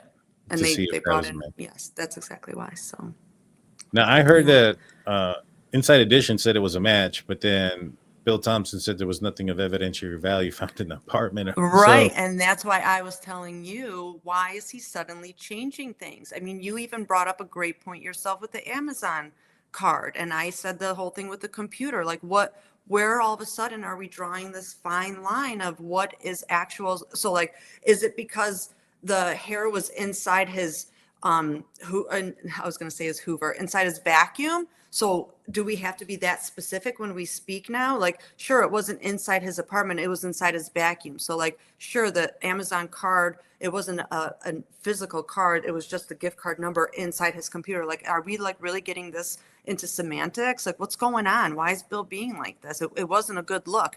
I mean, I hate to say it, but did he take a check? Like, what happened? Because his demeanor changed and it wasn't good. Well, he did the same thing when there was the report of no stalking. Like, he was overly dramatic with it, and it was like he was a defense attorney proving a point. And it didn't look good. It didn't look good then. It didn't look good in the end. And I just feel, especially like with what happened with like P. Diddy and him, there's a lot of evidence there, and he was found not guilty for a lot of exactly. Like, I mean, what's going on out there? We're giving a green light. Yeah, in the wrong way. Yeah. I mean, when that happens, and then you have a prosecution, and I don't want to be mean to Bill Thompson, I really don't, but it just seems like he was maybe in over his head, and it's a small community. I saw this other case here recently where it's the Karen Reed case that was retried. Apparently, the first time they had a district attorney who was lackluster, and then they brought in another guy. And even though they still lost, the difference in the approach that they had, Hank Brennan being a defense attorney and having the flash, and you could see the difference. Yeah. I would have felt that there would have been something there here where Bill Thompson maybe would have gotten outclassed as an attorney. Yes, he would have. I mean, I felt also I think he had the credentials. He definitely had the years behind him. I don't mean that in a bad way, but it's true, obviously. But it just didn't seem like he had that oomph, like when he spoke, it was just like monotone. And I think people just wanted more passion. They wanted more fire, especially on the heels of Reed, and seeing Alan Jackson, and just seeing that, what can happen in a courtroom and how much influence that has on the jury. And now we have Bill, which we want him fighting for these families, these victims' lives. And we're kind of like, what are you doing? Say something louder, And he's up there and the guy's crying. And we're like, no, come on, Alan, call me, Right. Yeah. And I think you're absolutely right. I mean, it's one of those situations where the tearing up aspect, because of the lack of belief, I think. Yeah, I wouldn't be surprised if we see a retirement letter. Yeah. Oh, I think he already has. He has. Yeah, I think he had put in that he was going to retire, and that he was just going to see the ending of this case, and then he was retiring. Yeah, and I mean, I'll be honest, like, over to the families, all the evidence too. Yeah. Because I think Nye, NYE, I think is his name, Nye. Is that correct? He was there. I think he, in my opinion, I didn't see much of the special prosecutor because he was only there for a little bit, so I can't really comment on him. But I thought that Nye was the best of them. I didn't like Jennings. I thought Jennings was tripping up a lot all the time. And it just like, she reminded me of somebody who was unsure of herself in certain times. And then she was just so monotone and I mean, I was falling asleep too. Yes, I know. So, that's what I mean. Like, the whole team just kind of like, we just like I knew that was an issue, right? But at the same time, I just had so much faith in knowing, like, what I knew was the evidence that still wasn't out there. And I was like, I just have to hold faith. Like, I know what we still have in our pockets, what's not out there. And maybe that's why they just are acting this way, because they also know that they got a, home run on this, and nothing's going to change it, But please, like, it's not a good look, people still want that fire, and they want to hear you. Exactly. All right. So this goes on to say that Kohberger's actions before the murders bear eerily striking resemblance to another rampage killer, Elliot Roger. Now, I just realized that Roger here is Rodger, same as Papa Roger in the way he spells his name. Kind of interesting there. It says here, Roger inspired the Incel world Kohberger was deeply immersed in by the time he got to Washington State University to get his doctorate in criminal justice. That's an interesting thing to say, that Bryan Kohberger was deeply immersed in. Does Vicky Ward have some evidence that Bryan Kohberger was in certain chat rooms or things of that nature to come up with a statement like that? Well, I mean, we got to remember this is an article by the New York Post, and unless it's in quotations, I can't see the whole thing, but unless it's in quotations, it's not exactly the words straight out of her mouth, right? So they're Well, going to this is still. her article, ain't it?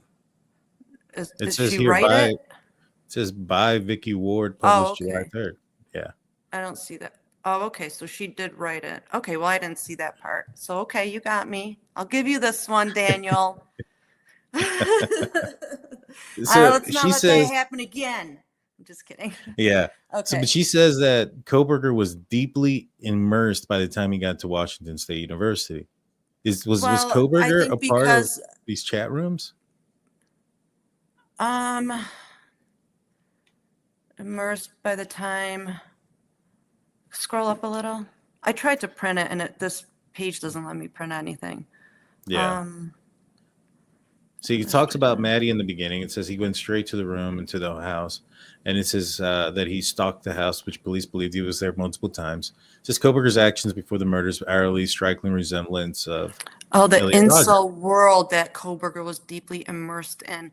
I think what she means is like that he was realizing that he is an incel himself, that he is never going to be that likable person out there. As far as like chat rooms and all that, I think what she's perhaps going by, and I can't speak on her behalf on this because I'm not the one, I'm the person that she's interviewing. I'm not the one interviewing her, you know? Right. So, but like, you know, we know like pages that he would visit, or like how he talked about like on his what was that, Inside Out, or like how he was in his what was it when he had he would talk The about his Chapin? parents or how he feels. Yeah, Chapin. was that it? Yeah. Yeah. Like how he feels, like how he's just like you know, like has no feelings, or he's just a being, or all those weird things that he would talk about. His parents are just like robots. I don't remember the A exact sack of meat.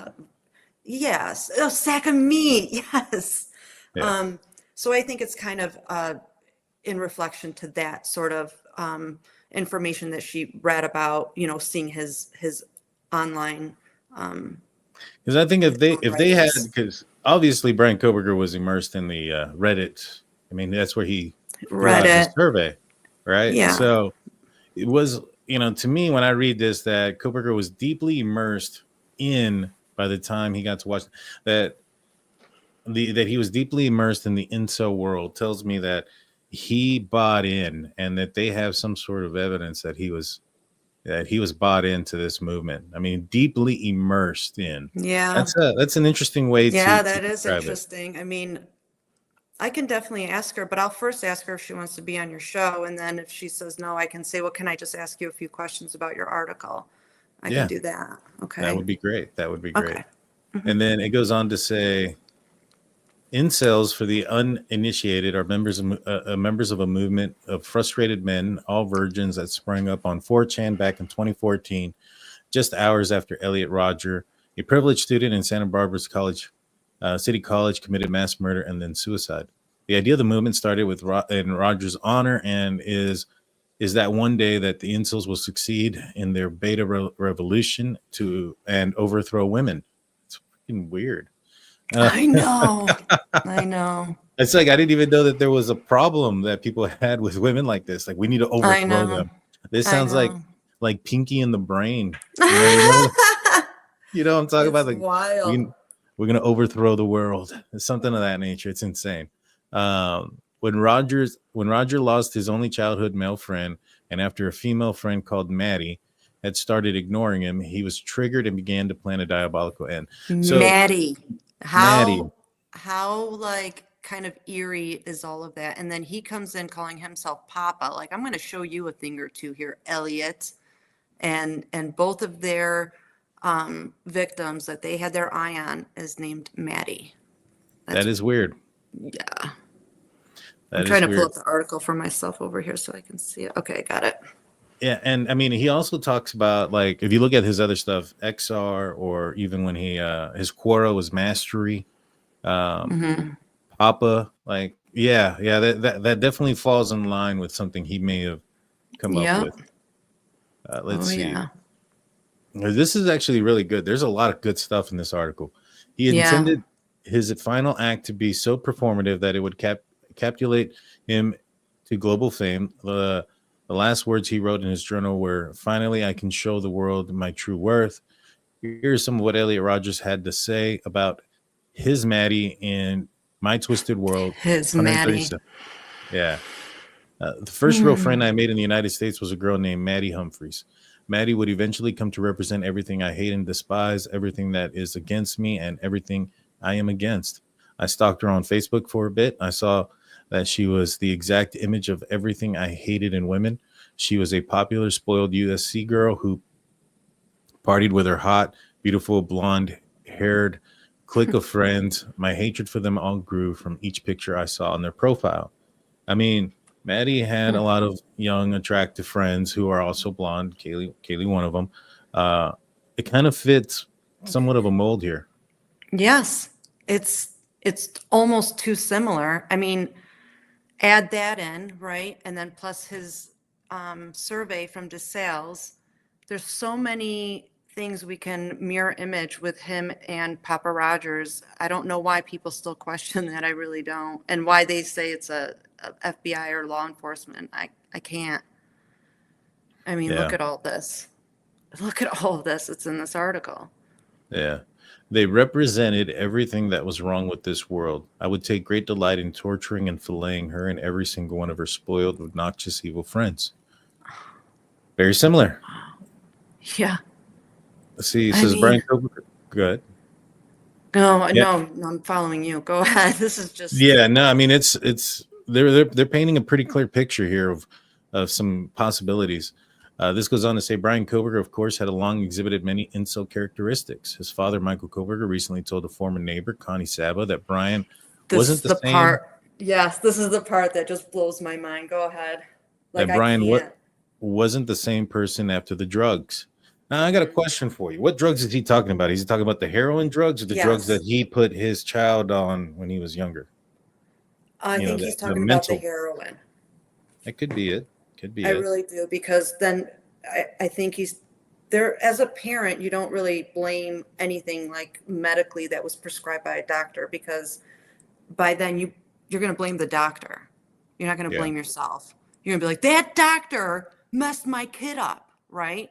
Like if you have your kid go have tonsil surgery that's voluntarily done, right? And the doctor messes that up, you're not going to blame yourself because you wanted your kid to have that surgery. You're going to blame the doctor, right? Think about that. So he's not blaming a medicine that a doctor said is going to benefit your son. He's blaming drugs that his son took that weren't supposed to be there. Yeah, no, excellent point. Excellent point. This goes on to say both Bryan and Connie's son, Jeremy Saba, a popular athletic kid whom the young loner Bryan hero worshipped, had become heroin addicts. Like, what is that? I'm kind of hero worship. Yeah. That's weird. Like, that was kind of, I guess you remember that movie? Yes. No, How hold you on, had the references to the movies. Well, yeah, those two. But you remember that movie with the Rock and Kevin Hart, where The Rock is like CIA or something like that. He was like a chubby kid. The Rock when he was in high school, then he left. Oh, and got and he like worshipped Kevin Hart. He's like, oh yeah, the kid, golden kid. Is that what he's talking about? Like that's all he would talk about. Maybe he wanted to be him.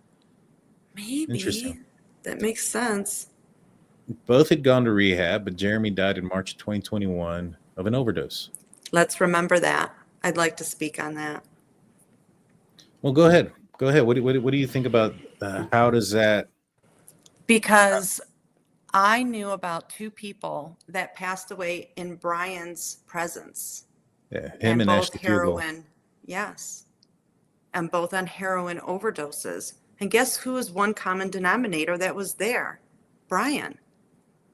So really, like, I think there's so much more that a lot of you guys need to be looking into. And from things that I have, chatter that has come my way, I get messages, I get a little bit of this, a little bit of that. And from my understanding, they were all set to, get deposed, and supposedly Bryan had either information on who their heroin dealer was or was in fact their dealer. And they were all set to talk about this because they were in and out of rehab. There was all these problems. This was going to put them on the right track, something like that. And the day before both of these people, or within that week, are supposed to be deposed, guess what? Bryan takes them out for a little, hey, let's get high. And neither one of them come back. So, and right after that, Bryan goes to rehab. And he's Mr. I'm perfect now, and I'm on the road to recovery. So how could I have anything to do with that? Look at me. I'm in rehab. No, that's not me. I'm doing great. Everything's like kind of premeditated and thought ahead to make him look like, he would never have anything to do with something like that. That's not there. There's no way he could, almost like with being this murderer. But how could I? I'm actually a criminology student. I'm a PA. I'm going for my PhD. I could never hurt. I'm the one that studies for this not to happen. That's not me. Right? Same with this. It's that, I'm stabbing you here, but look over there. Yeah. Well, there was an article that indicated that at one point Bryan Kohberger was a suspect in Ashley Fugel's. Oh, he was? Okay. Well, maybe that's where it started coming in, Yeah, it's just one article I read. I think it was a People article, and it was talking about Ashley Fugel, that she had overdosed, and that Bryan Kohberger at one point was a suspect, but they ruled it an accidental overdose after all. Well, accidental. I mean, I have somebody close to me that struggles with heroin literally for 30 years of their life. And I don't know how they still survive, but they have also been in the presence of accidental overdoses, because guess what? All they do is kind of influence that person on how much to put in that needle. So it's that person's fingerprints all over the spoon, the rubber band, the lighter. I mean, if that's what they all used for this, not that I know, but I heard. And so it's that, it's the user's DNA all over the paraphernalia. So the other person was just there getting high with them. They didn't know how much they put into the needle to have the fatal dose. So that's why it always ends up being an overdose, an accidental overdose. And whoever else was in the room with them won't get charged unless their fingerprints and stuff is on that needle, which won't happen. They all know how to do this. It's almost like it's like how to be a heroin addict 101. I promise you. Yeah. Yeah. No, I've never done heroin either, but I scared my wife. Neither have I. I promise you I haven't. I scared my wife one time. I scared my wife one time because we were at the phone place, and we were switching our companies, and it was taking a while, and we were getting hungry, and we had gotten a smash burger from Sonic like a couple of times, and the first time we had it was really good. And my wife goes, "Do you want a smash burger?" And I was like, "Nah. It's like heroin. It's only good the first time." And, and then she goes, "Have you tried heroin?" And I said, "No, but I've listened to Hotel California like a lot of times, so I'm pretty sure I know what's going on." Yeah. Right. Exactly. Yeah.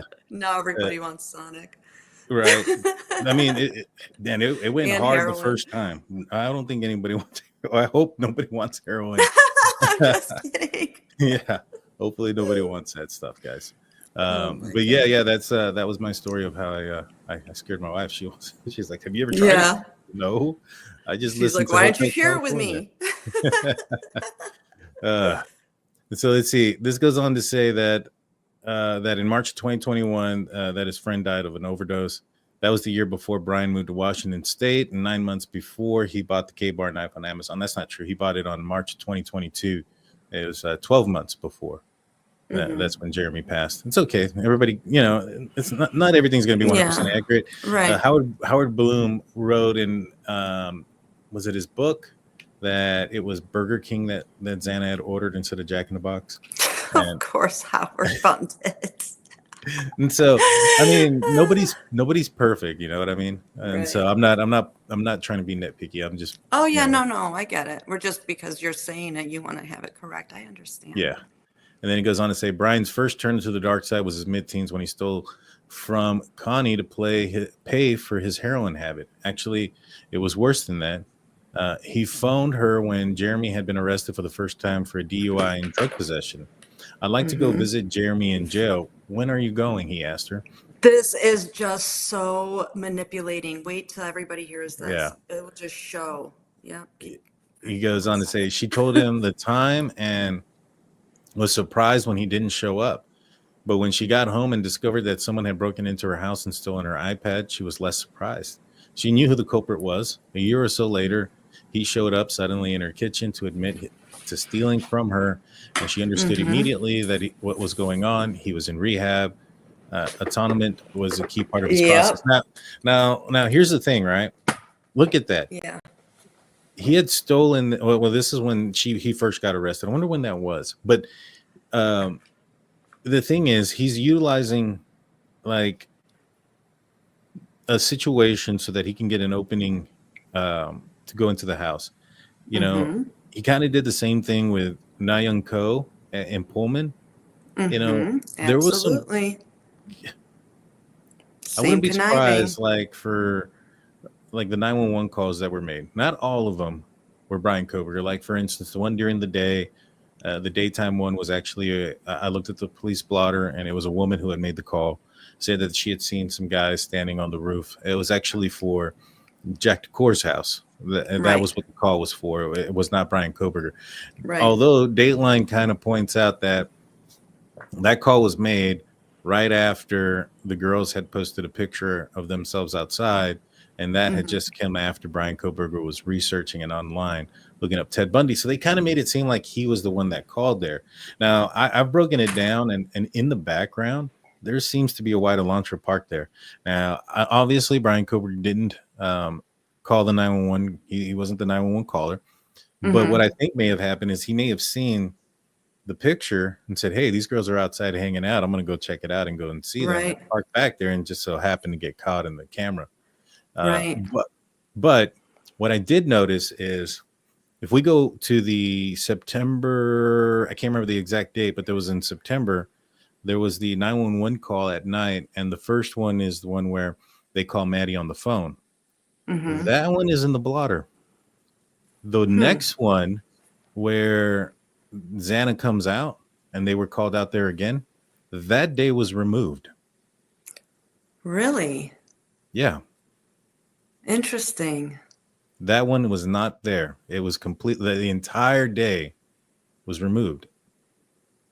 That is something to keep a note of. I mean, I don't know if it matters now, but it would add to the mystery of how Bryan was trying to manipulate this. Yeah, they sealed a lot of stuff. A lot of things were sealed. And it's the only thing I could think of as to why that morning, because the first call, it says 911 call, loud call for this intersection. It's there. And the blotter's there. It happened before midnight. It was like at 11 something. The next day is completely gone. And so, and it happened after midnight when they went back. We do know for a fact that there were, at Jack DeCour's, they were on the roof. I actually had the picture. So like that call was legit, and just maybe it was just a coincidence, right? Yeah. That woman called, and it just so happened that the murders occurred too, right? Yeah. Now, or did she call in reference to the murders? What do you mean? Like when I'm not familiar with that 911 call, and when somebody called and mentioned men on the roof. Oh, that one was the one that was during the day. That was the daytime one. And that was. And did they say it has something to do with the murders? No, not at all. Oh, okay. So it was just. Yeah, no, this is well before the murders. Okay. Yeah. Oh, okay. Yeah, this is well before the murders. This is one of the loud calls. This was August 16th, I believe. The August 16th. I'm way off. Yeah. Oh, yeah, I'm way off. Yeah, August 16th. And there was some men on the roof. But the one on September, I want to say it was 1st. Oh, then I don't think he had much to do with, I don't know if he would even put himself in a 9, unless you're trying to see how long their recall time is. Like if somebody calls No, 911 to how long they take to get there. Then I what? think what he's I trying to don't think I'm do, following. I'm I think what he's sorry. trying to do there isn't so much the response time of law enforcement. It's the response of the people in the house. Is everybody going to leave if police show up? Is Oh, is uh-huh. who's going to stay Okay. behind? What is happening once police show up? What is the response of the people inside of the house? I think that's what Mm-hmm. he probably took more value out of in that scenario. I see. Okay. Yeah. So this I goes on just to think say, that's awfully ballsy, though, to even have to play around with 911 and put yourself out there in any way. Like, I don't know. But yeah, I well, would do it with a different house. I mean, And like, I don't know. you And don't have how's to the say therapy that at? house. All you have to do is Yeah. say, "Hey, I want to call. There's a loud noise. It's at the King Queen Yeah. Road intersection." You call Right. private. You say that. You hang up. One law enforcement's going to see it. They're not going to trace the number for that, you know, and But maybe and they're later going on to. they could. Right. They could. I don't know about I the don't know. technology today of they Yeah. can go back and do that. I know when 20 years ago when I was in police, I'm kind of dating myself here. That Once that upon wasn't a time. available. That wasn't available then, but it could be now. So Hmm. this goes on to say that a year after this lady got her house broken into, that Kohberger showed up suddenly in her kitchen to admit to stealing from her, and she understood immediately what was going on. He was in rehab, and he wanted to apologize. It seems as if he had made a full recovery from addiction, but appearances can be deceptive. Do they Uh-huh. think that he was still on drugs when he was arrested? So, that's actually something that I really wanted. I've been curious about that, especially seeing what he looked like the very next morning. We can visibly see how pale he is, which is a clear, like that's how a heroin user typically looks the very next morning, or in like as they're kind of coming down from it the next day, or it's just like the half, like they call it, like half-life dividing life, like as it's like wearing off on you, you just start to lose color. And you saw his hand, like even this part, we can see like his neck down here, still a little redness. So there's Hmm. some indicators there for me that he's on something. I don't know. I mean, I don't know. But the other thing is, I would ask, like when, I would ask certain people, affiliated or, that involved with this case, what steps did they take to try to find out his drug usage around arrest or anything, prior? Is there, what tests did they do? And I was told none, because it didn't matter. It wouldn't have gone back, the 6 weeks. And I said, but a hair sample would. And I was told that the families were told, but it wouldn't have mattered at this point. Yeah, it would have been kind of hard to say if he was on drugs that night, if it was Right, that because the night or hair the day sample, before. yeah, it wouldn't have really dated, like Mhm. given a specific date, because I guess it could tell you like a timeline, but then that could be argued. How do you know it wasn't the weekend before or the weekend after? And that's not enough to even bring it up to a panel, of jurors and it's just not enough. So it wasn't worth Yeah. it. Tim Collins asked, "What is the source I'm citing?" This is the New York Post, but I'm not sure if you're referring to like the other stuff I've said. I can't really say on who my source is when it comes to the some of the things that I know. I got to keep that to myself right now. But this here goes on to say that for me, I definitely think he was on something. Now that we know what he was doing that night, and we don't have to say allegedly and stuff, this I guy know. on Saturday was up all day. Then he Yeah. was up all night, takes the Yeah. lives of 4 people, then drives Yeah. around for the remaining portion of the night, goes home, Right. goes back out to Moscow, then goes back home, talks to his parents on the phone, doesn't sleep. He's on the phone throughout this entire time. Right. Then he's in Clarkson, Washington. Then he's back in Johnson, Idaho, and turns his phone off for 5 hours. He's out there in the area that his phone was off the night before. And then he Right. doesn't get home till 8 o'clock. I know. I mean, And yeah. when did he sleep last? Friday night? Right. And some So people will argue that heroin is a it's a drug that downer. makes you, yeah, but again, you have to make sure you know how that person that is telling you that information, what is their experience with it, and you know, and honestly ask them when they're giving you that information, because I truly have decades of experience with a family member. And heroin, if you're a, you know, a user and you're an established user, it is really like it's your oxygen, you know. And sure, like right when you'll see like the videos of people taking it, and like right when it hits them, that's why you see like the people passed out in the vehicles and stuff like that. But that's like a heavy dose, you know. But when people know their dose and know what their body can handle, it's like it's it's an opiate that makes you it makes them feel like a heroine, like heroic and strong and very smart, and they can stay up all night and write books and books. And that's why a lot of PhD people that are in school for that, that's what their main drug is heroin. And it doesn't surprise me that somebody like him would even choose that, even though I know he chose it prior to even being on this path of, you know, the criminology and all that. But I know for a fact, hard fact, that a lot of students that are in school for like very difficult things, it's not, and I know, like in my experience, it was mostly like PhD, not like to be medical doctors. It was more like psychological and stuff like that. This was how they were up all night and writing their papers and testing, and all of that was heroin. That's crazy. And it was a lot of professors too. Yeah. I mean, I outside saw of it with my music, own eyes. yeah, outside of music, I have no, I have no, no knowledge of anything that what heroin does to you, or any of those things. It wasn't really something that I had seen either when I was in law enforcement.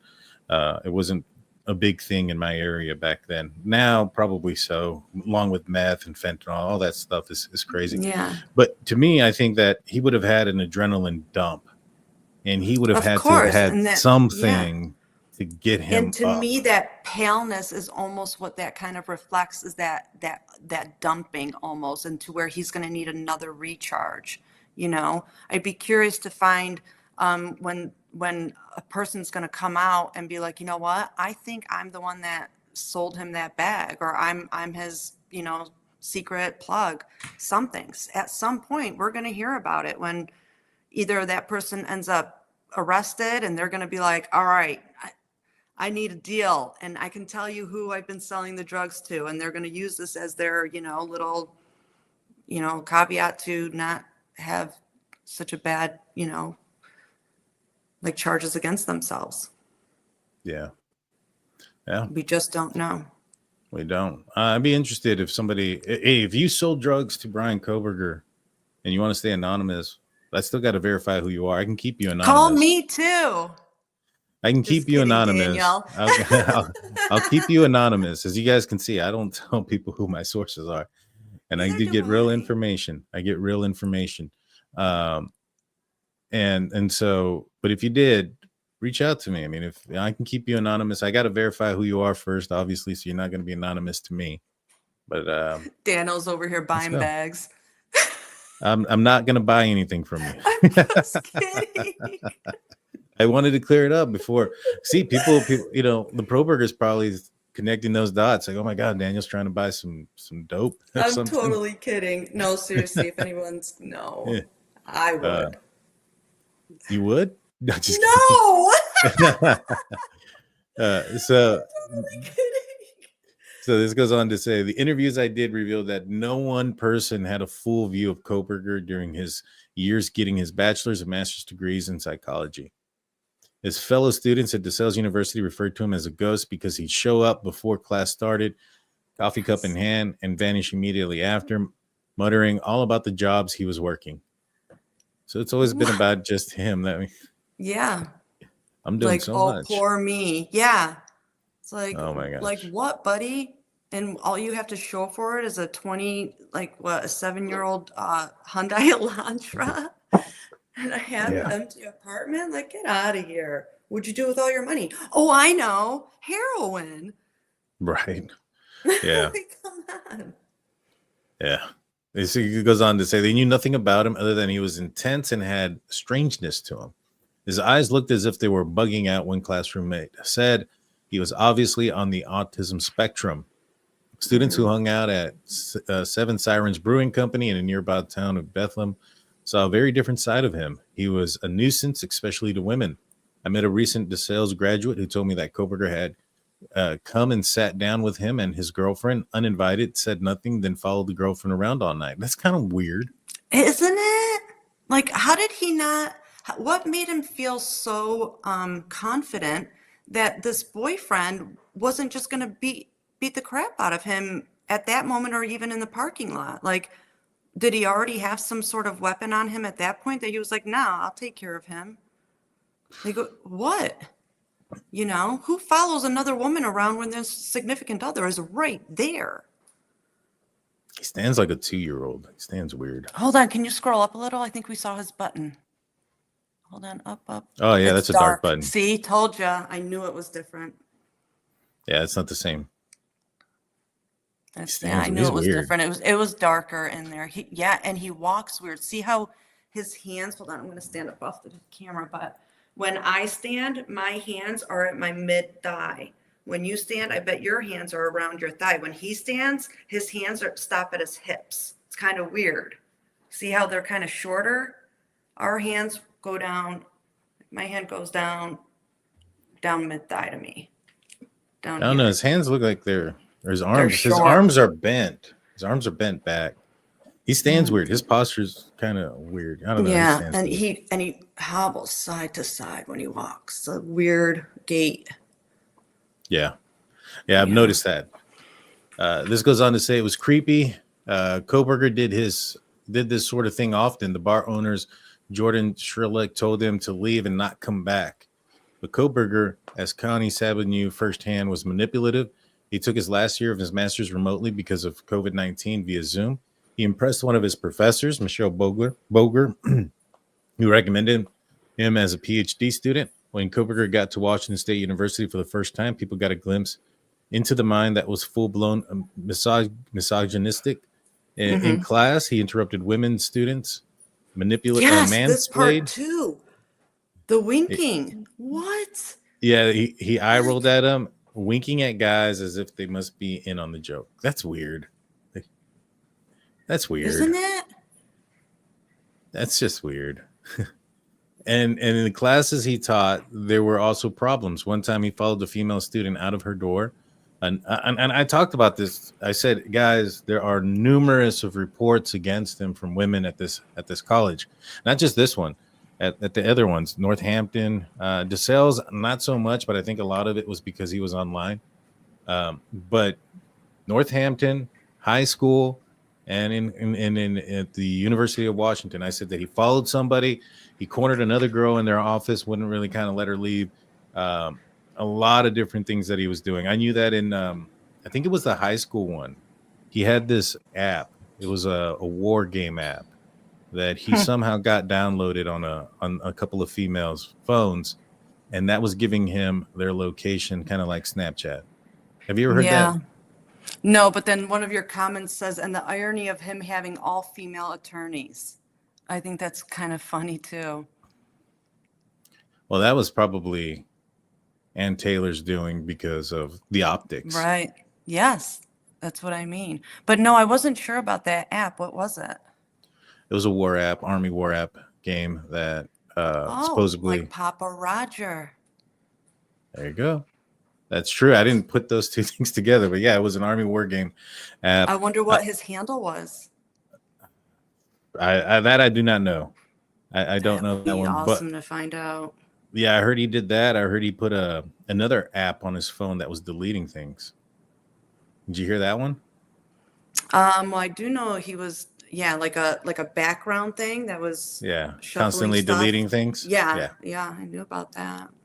Yeah. That's another thing of how he was always thinking steps ahead to make sure, things were being cleaned up behind him as he was committing. He knew he was doing wrong.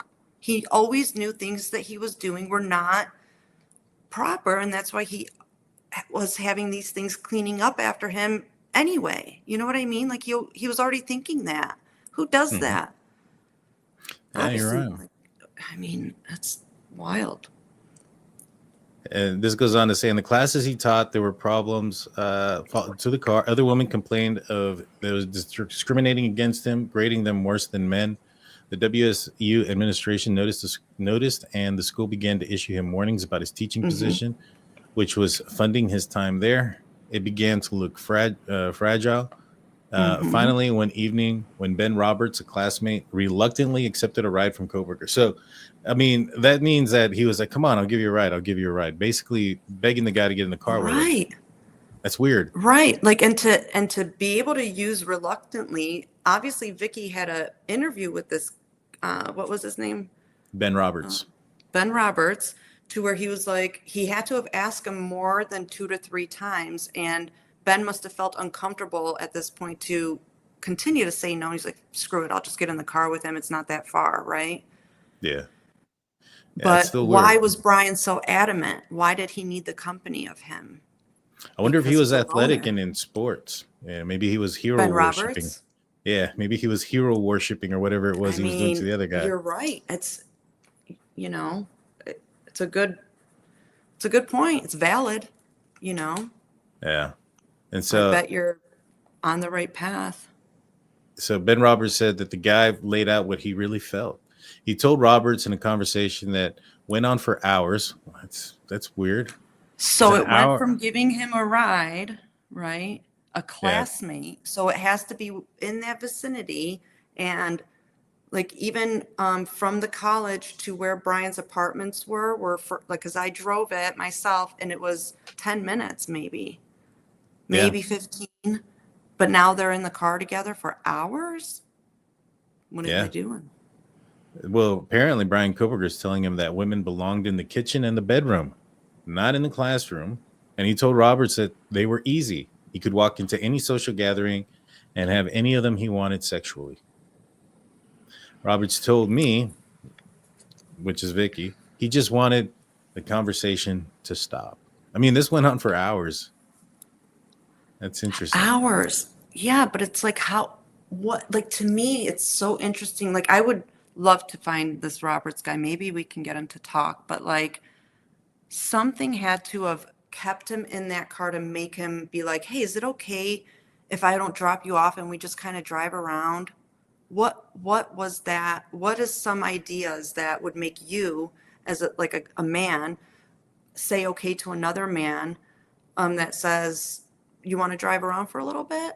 Bless you.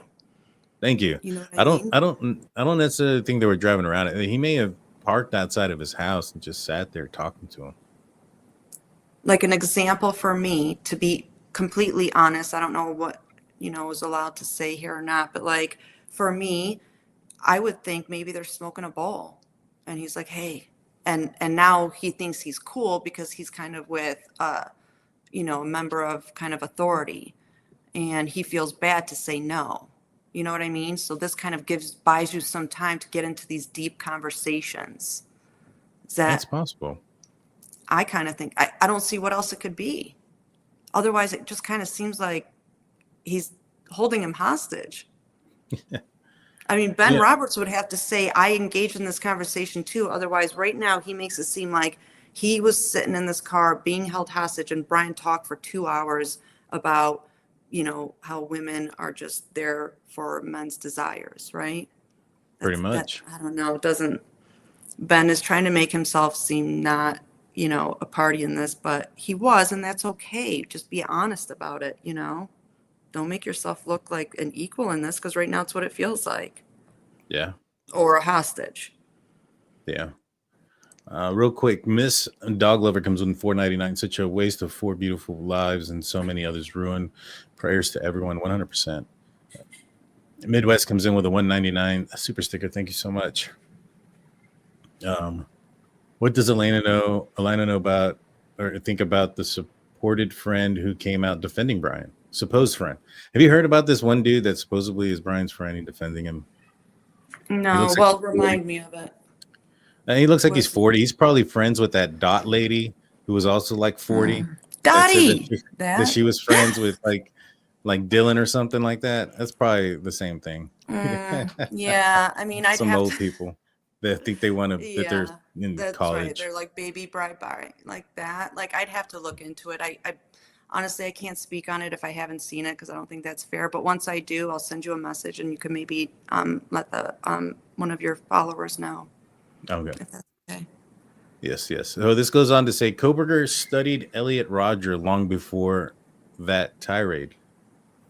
Uh, Did he? I well, don't. I'm, what I'm was not there to saying that's study not before that tirade? right. But was Elliot Roger part of DeSales? Let me see. It says when he was a psychology student at DeSales University, he was part of a course about serial killers taught by leading criminologist Dr. Kathleen Ramsland. Did Dr. Oh yeah, Ramsland talk about Elliot Roger in her I believe studies? so. Yeah, I believe so. Interesting. Oh yes, But Dot was we definitely a have to fraud. yeah, I mean, Brian was what, 20 when that happened, I think. But it depends on, yeah, I mean, I'm sure this is something, this is right up, this is exactly what Catherine Ramsland studies and works on. So it all Yeah. makes sense, absolutely. So yeah, he studied him. Some of the words he's saying, it's kind of starting to paint a pretty picture, or an ugly picture of who this person is. Pretty clear picture. And like Kohberger, who lived in Pullman, Washington State, but could drive 10 minutes to Moscow, Idaho, Roger also went back and forth between two college towns.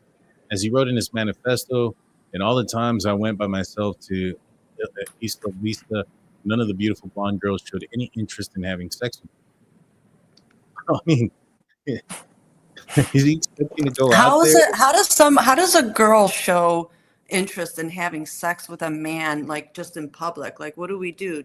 Are we supposed to be like, like what's the sign? Like, that's so weird that a man is actually going to write about it and be like, nobody's showing interest in having sex with me. Like, well, they're not going to. You gotta schmooze them, But get him out on a date and this and that. Like, I'm not sure what is what. he? What is he doing? Like, is he like Exactly. You just with want a them to sign? fall. Exactly. He's just standing at the end of the driveway holding his what in his hand going, "Hey, here I am." No. Yeah, And now it's the girl's that's fault. ridiculous. Yeah. Yeah. And Brian's reading this going, "Yes." Yeah, Stand that's together. totally. Yeah. Gosh, man, these people are weird. For a I know. while, I had been deciding on whether I would exact my retribution on East La Vista or Santa Barbara City College. When Kohberger was arrested, the police took a book from him with the underlining on page 118. Do you think it was Elliot Roger's manifesto? Steve Goncalves, Kaylee's dad, asked me the other night. Steve has read my book. Of course, I don't know for sure, but you do have to wonder. On that page, Roger wrote how he came to select the date of his day of retribution. After ruling out Halloween because it was because of heavy law enforcement presence, he decided it would have to be on a normal party weekend, so to set off sometime during November. That's eerie.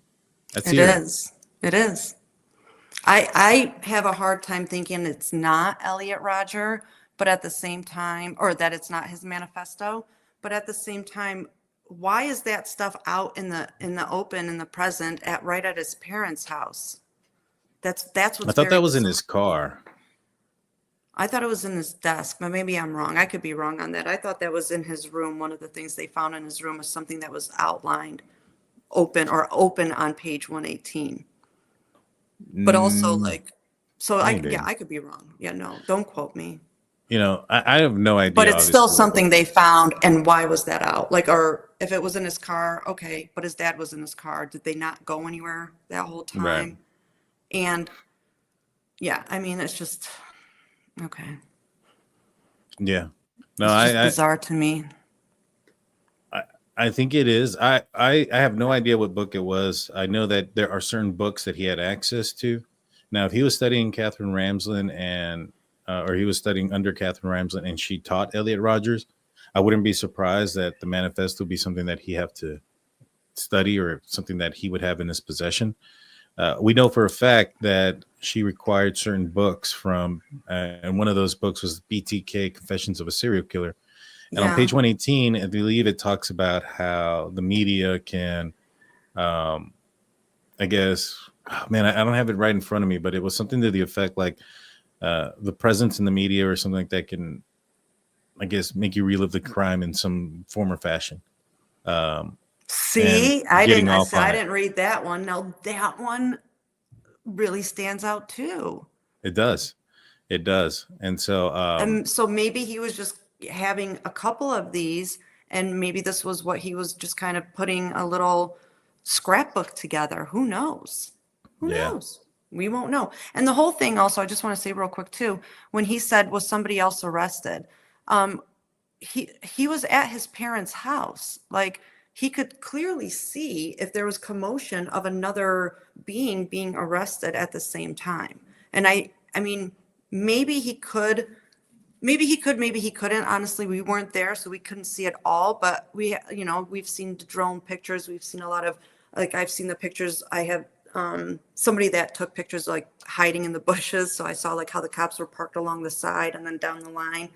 And I really think that, Bryan was sitting in the car for a bit, trying to chat up the police officer to, break him on the Mirandas.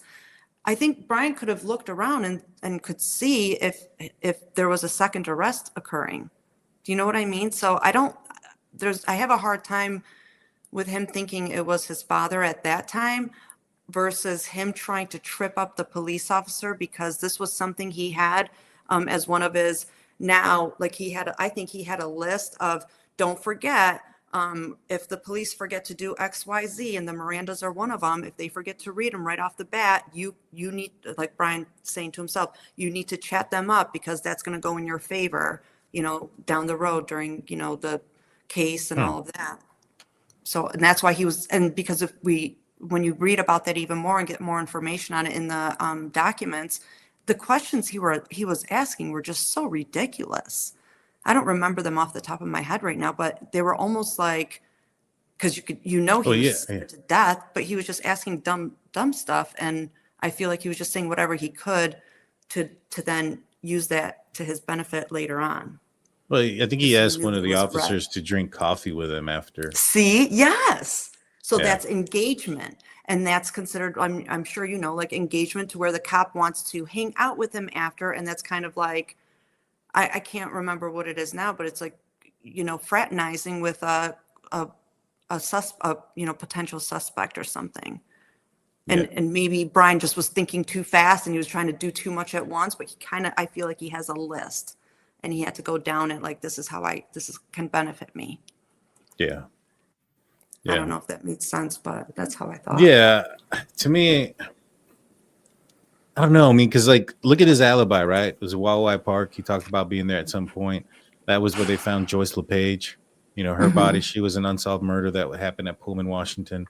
Some people thought and speculated that it could have been Ted Bundy. When I heard that, and we see all this other stuff about how he's playing cosplay, dressing up like Ted Bundy and doing those type of things, researching him over and over again, even before school started. He was researching Ted Bundy. I thought he was paying homage to Ted Bundy by saying that's where he was, to a certain extent. I think he was sending a message to his mother. Really? I do. Yes. I really think she is the leader in this whole family and he always wanted to prove to her, like, yes, I may have been a problem child because I had this ASD and maybe it wasn't what you always imagined for me because you had these daughters that were the apple of your eyes and were perfect. And then here I came in and I was this, never ending storm. But when we talked about like the mom's passions, it was the true crime and it was the murders. And that's when he maybe engaged with her and she got him to calm down. So that's where they found that connection together. And he latched onto that and rode that wave. And I feel maybe there's something behind this to why he ended up doing what he did, because he wanted that stamp of approval from Marianne.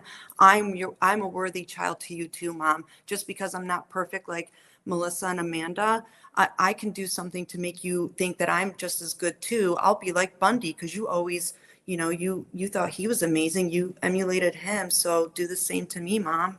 I really do. I think you're onto something there. I'm actually going to ask Dr. Vona that. I'm going to be like, do you think this could have been some message to Mom but yeah, Bundy is deep in the Kohberger family. Melissa had shared something on social media that somebody had pulled up, and it was a YouTube song, and it was by some emo group, and the song was called "The Stranger Beside Me," which was the title of Ted Bundy's biography. Interesting. And then they have the mountain in the basement where a couple of the like that same mountain that's depicted in that basement is the same mountain that I think 2 of the Bundy victims were found. Yeah. And then also when Marianne writes about him and says like how she was pissed off that they were clapping, she uses his full name. She uses Theodore. And to me, I think that's very telling as well in the psychological realm. Like, you know, you're using his full name, where up until this point, we know even to this day, just yourself right now, you said Ted Bundy, Ted Bundy. Nobody's saying Theodore. Who's saying Theodore? But Marianne, she calls him Theodore because he means something to her. That's true. That's true. Yeah. So let's see. This one All right, goes on let's to see what say, Elliot got what he wanted, infamy, and from his horrendous acts, it's an awful irony of striking parallel that now is that he's pleaded guilty. So too has Bryan Kohberger. And that's the end of this. Yeah. Oh, Interesting it's just stuff. unbelievable. I cannot believe that we got to this point and it's a plea. Like, wow. And now I think it was announced which prison he's going to as well. And it's like one of the top 5 of being the worst. Is that correct? I don't remember. Yeah, good. Yeah, I think so. The only thing about it is that there's only like 400 inmates there. And so everybody's kind of separated and things. So when it comes to the prison system, will he get Jeffrey Dahmered? Maybe. I don't know.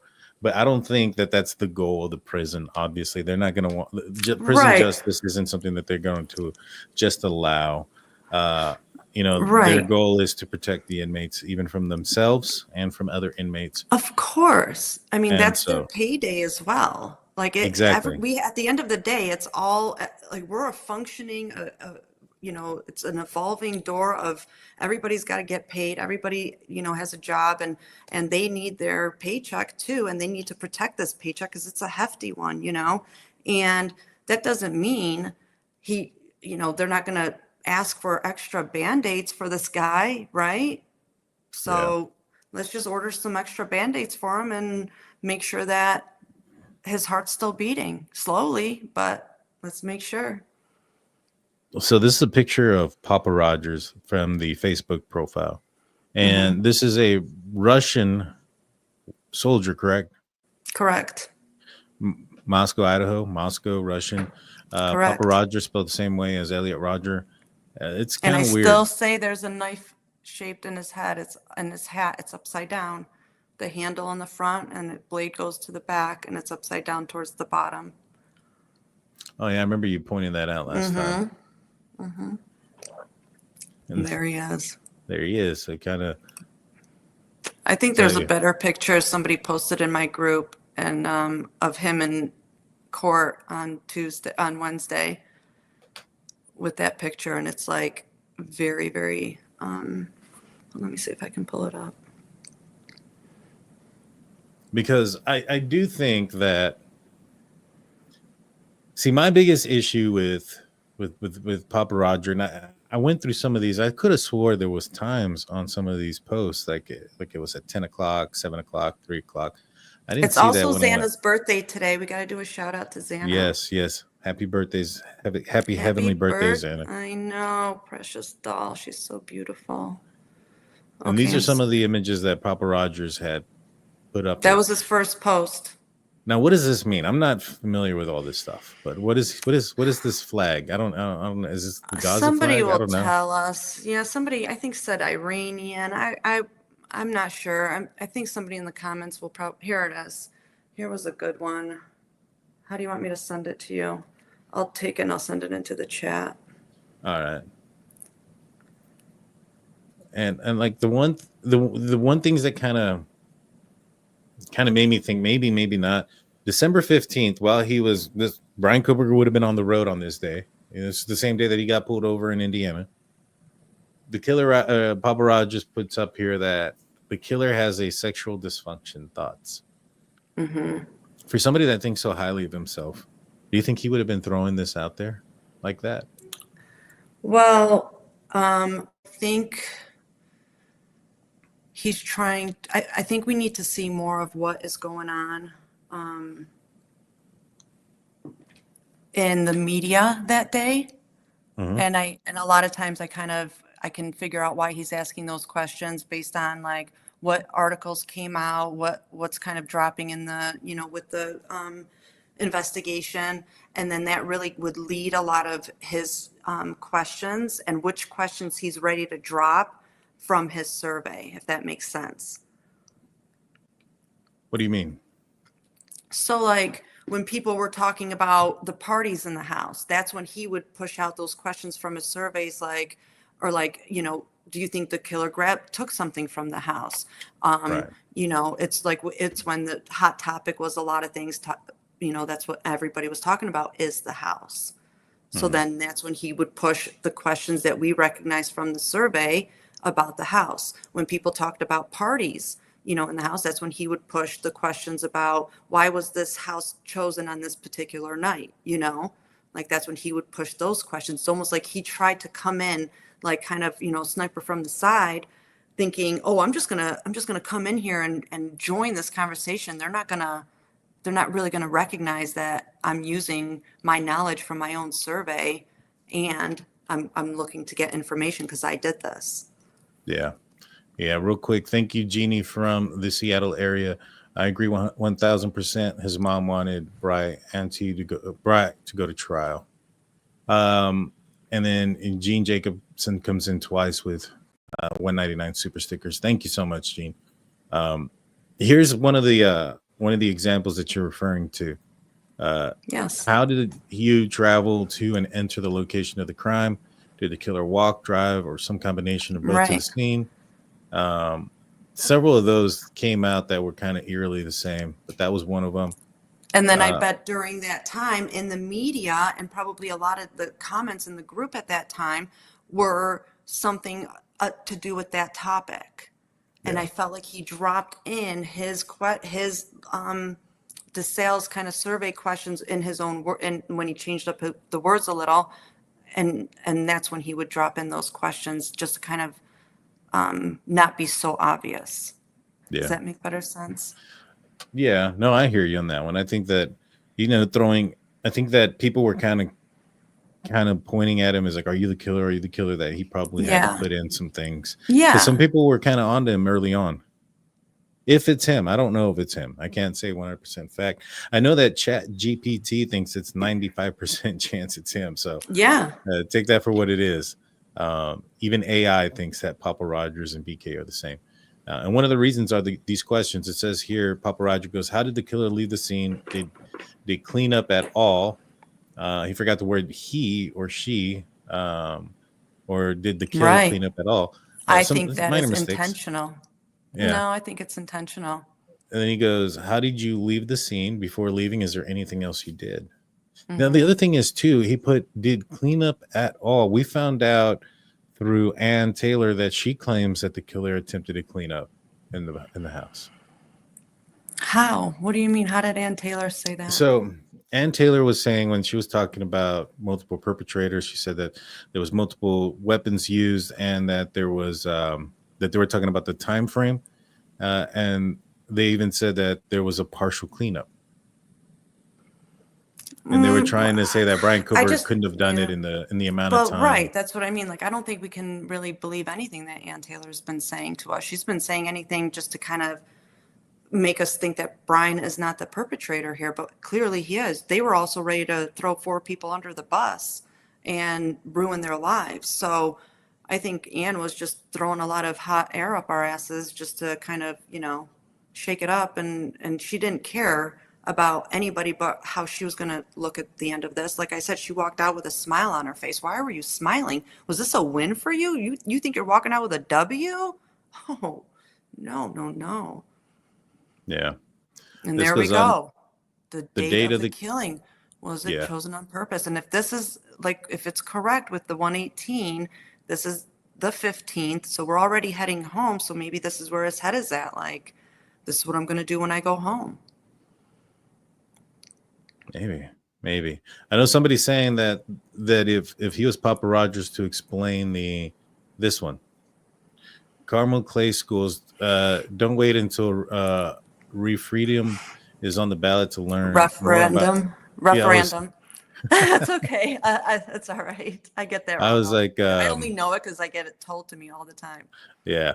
Well, I got dyslexia. I don't even know what it means. I know it has to do something with the budget, to be honest with you. So, no, I have no idea what it is.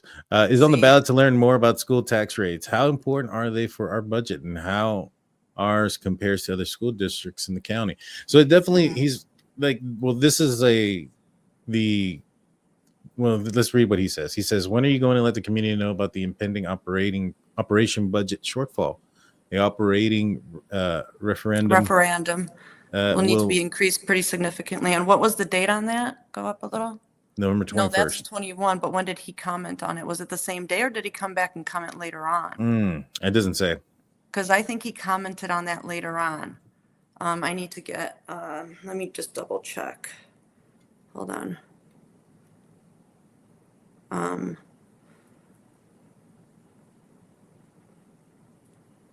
Yes, this is Facebook. This is Facebook post. Okay. I gotta ask my Papa Roger confidant, Ramona, when he, what is it again? It's the caramel. It's the, Carmel Clay schools.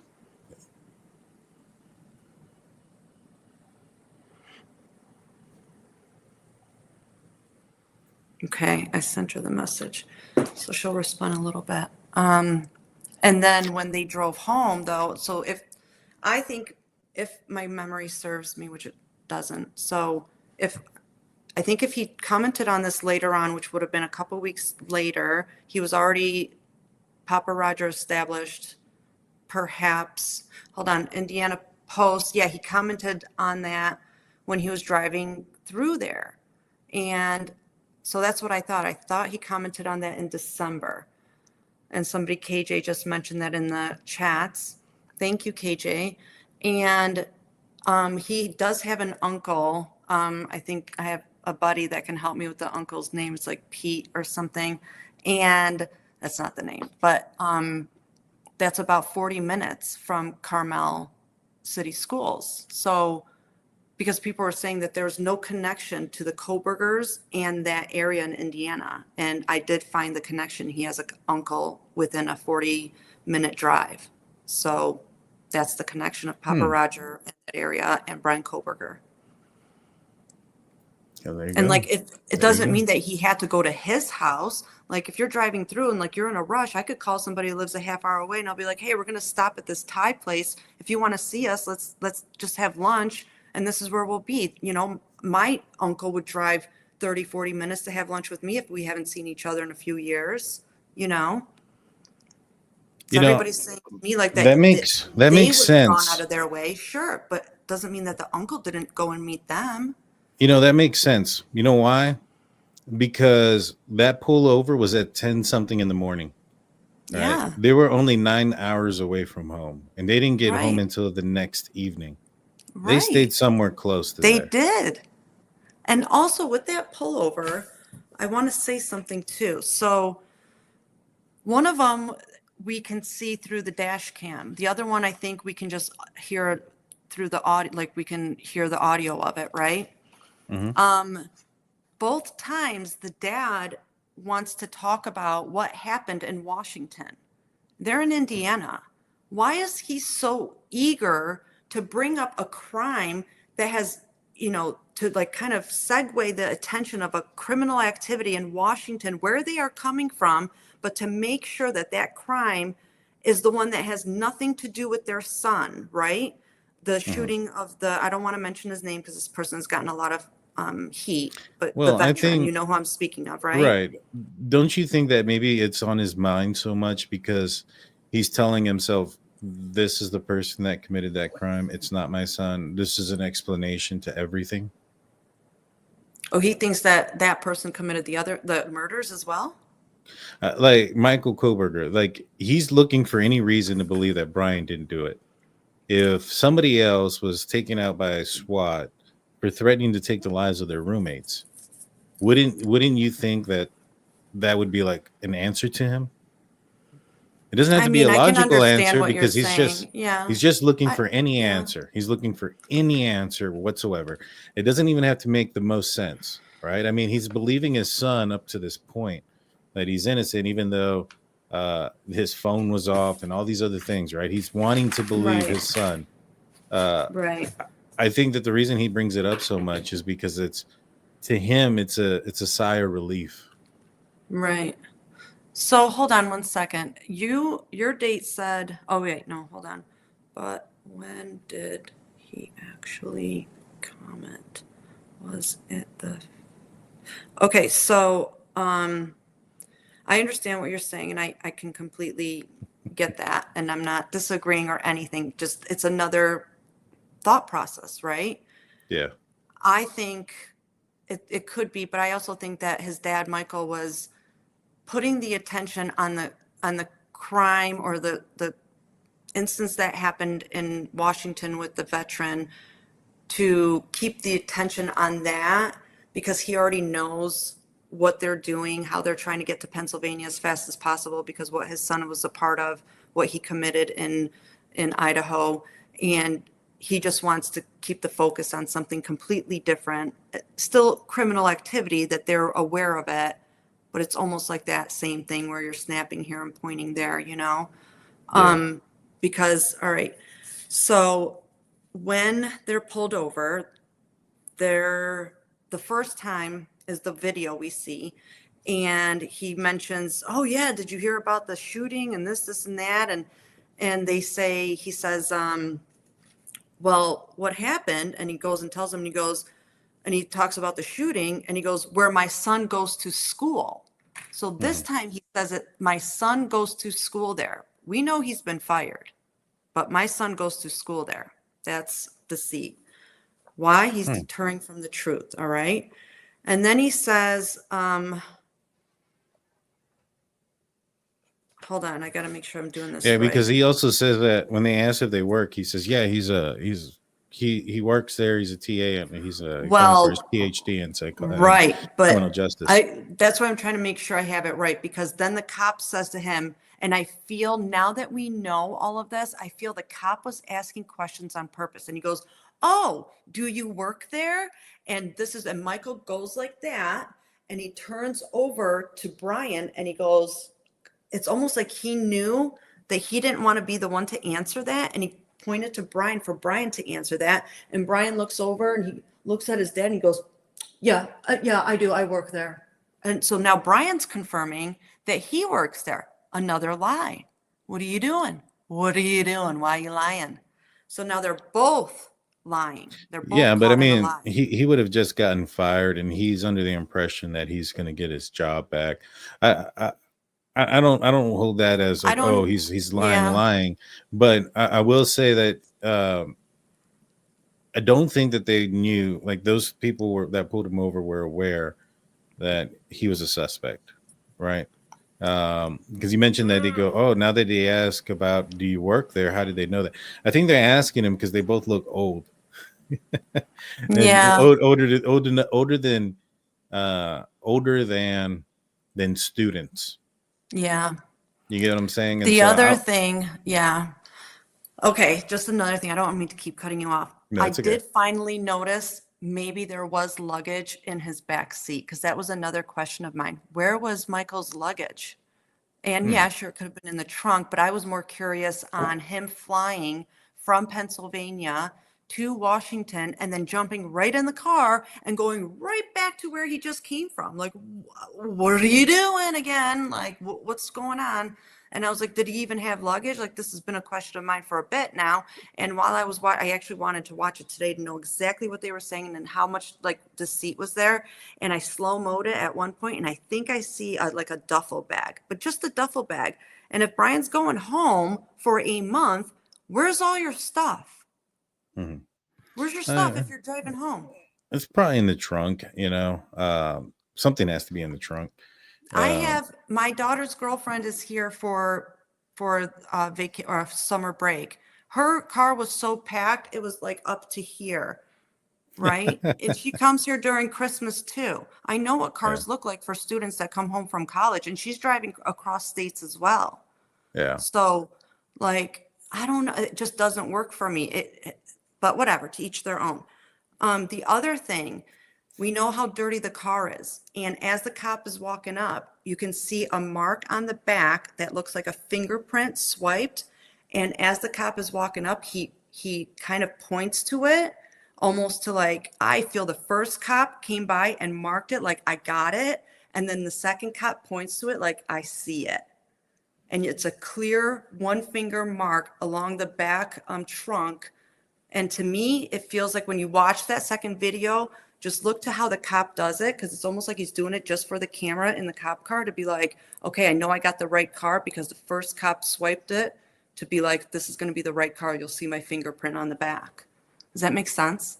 Yeah, but the cops do that. That's for that purpose. If something were to happen, they've touched the car. Oh, so that's a thing. That's Okay, the I thing. didn't know I did that to Okay. every car I pulled over. Oh, you did? Yep. Okay, so see, Yep. I didn't know. I didn't know That's if, like, for instance, the call turns bad, I get shot, or the officer gets shot, loses his life. They go Oh, find no the car. shit. Okay, They good. have the All right. fingerprint. They have where he Okay, touched it. see. Yeah, it's on Okay, camera. yeah. So I totally noticed that, and I was like, I wonder what that is. Okay. Yeah. Yeah. No, that's it's completely normal. So the second car or second pullover, the cop wants to get away from them, and he's like, all right, he's just hitting on the door thing. You know how you're finishing up, and you're like, all right, boom, boom, boom, have a good day. And the dad keeps pulling him back, and he's like, and you see the cop going back, going, oh yeah, oh wow, long haul, remember? And I'm like, oh, what are you, afraid of planes or something? And the Yeah. dad keeps pulling him back, and he keeps trying to walk away, and he's like, oh, what's that now? Like, the dad won't shut up. Like, he's letting you go. He literally said, I'm not going to give you a ticket this time. And the Yeah. dad just keeps making him, and he's just feeding him information. They're not asking them anything. He's just voluntarily giving him dumb stuff. But I feel like that's a nervous talk because they know something's up. It definitely could be. It definitely could be. I think that the officers there were doing some sort of drug type of thing. They're looking for vehicles that might be bringing in or transporting drugs. Pull over a vehicle, out of state license plates, shows Washington, way in the heck over in Indiana. I think that if you're doing some sort of like drug intervention, that's a car that you're probably going to want to knock down. It's an older model car. It's not high tech.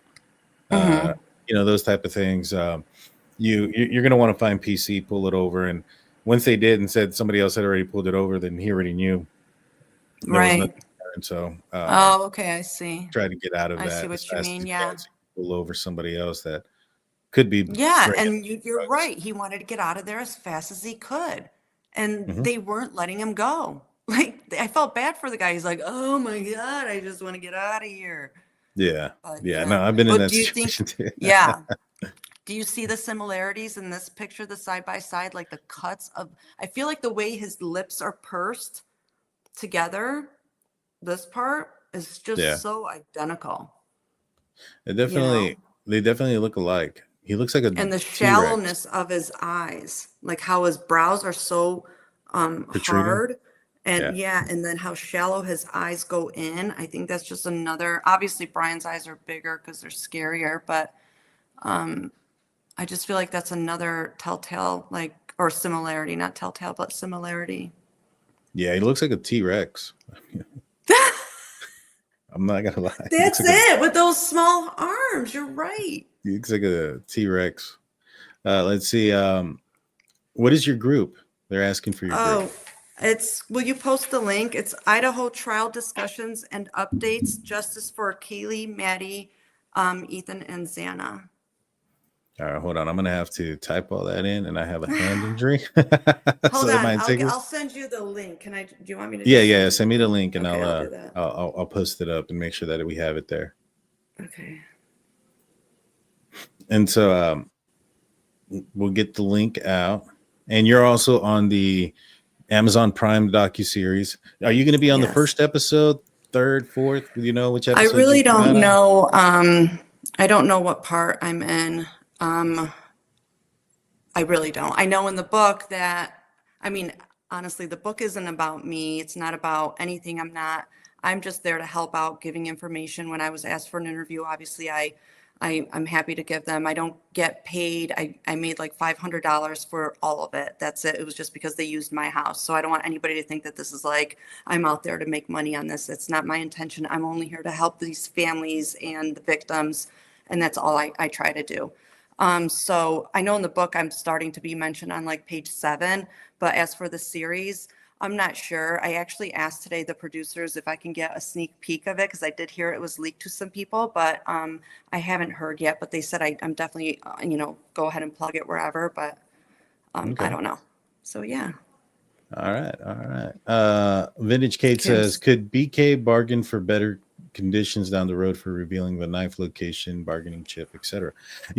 I don't know, to be honest with you. I know that in movies you could do that. Yeah.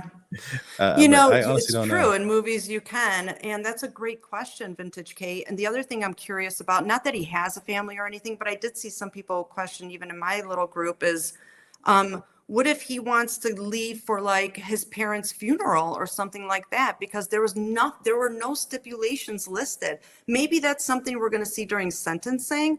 But right now we just don't know. Like, what if, can he get what is it? A pardon, or not it's like some sort of leave for like a funeral or something. Are they going to let him have that stuff? Because we feel that he shouldn't, because if he was on death row, he wouldn't be allowed to.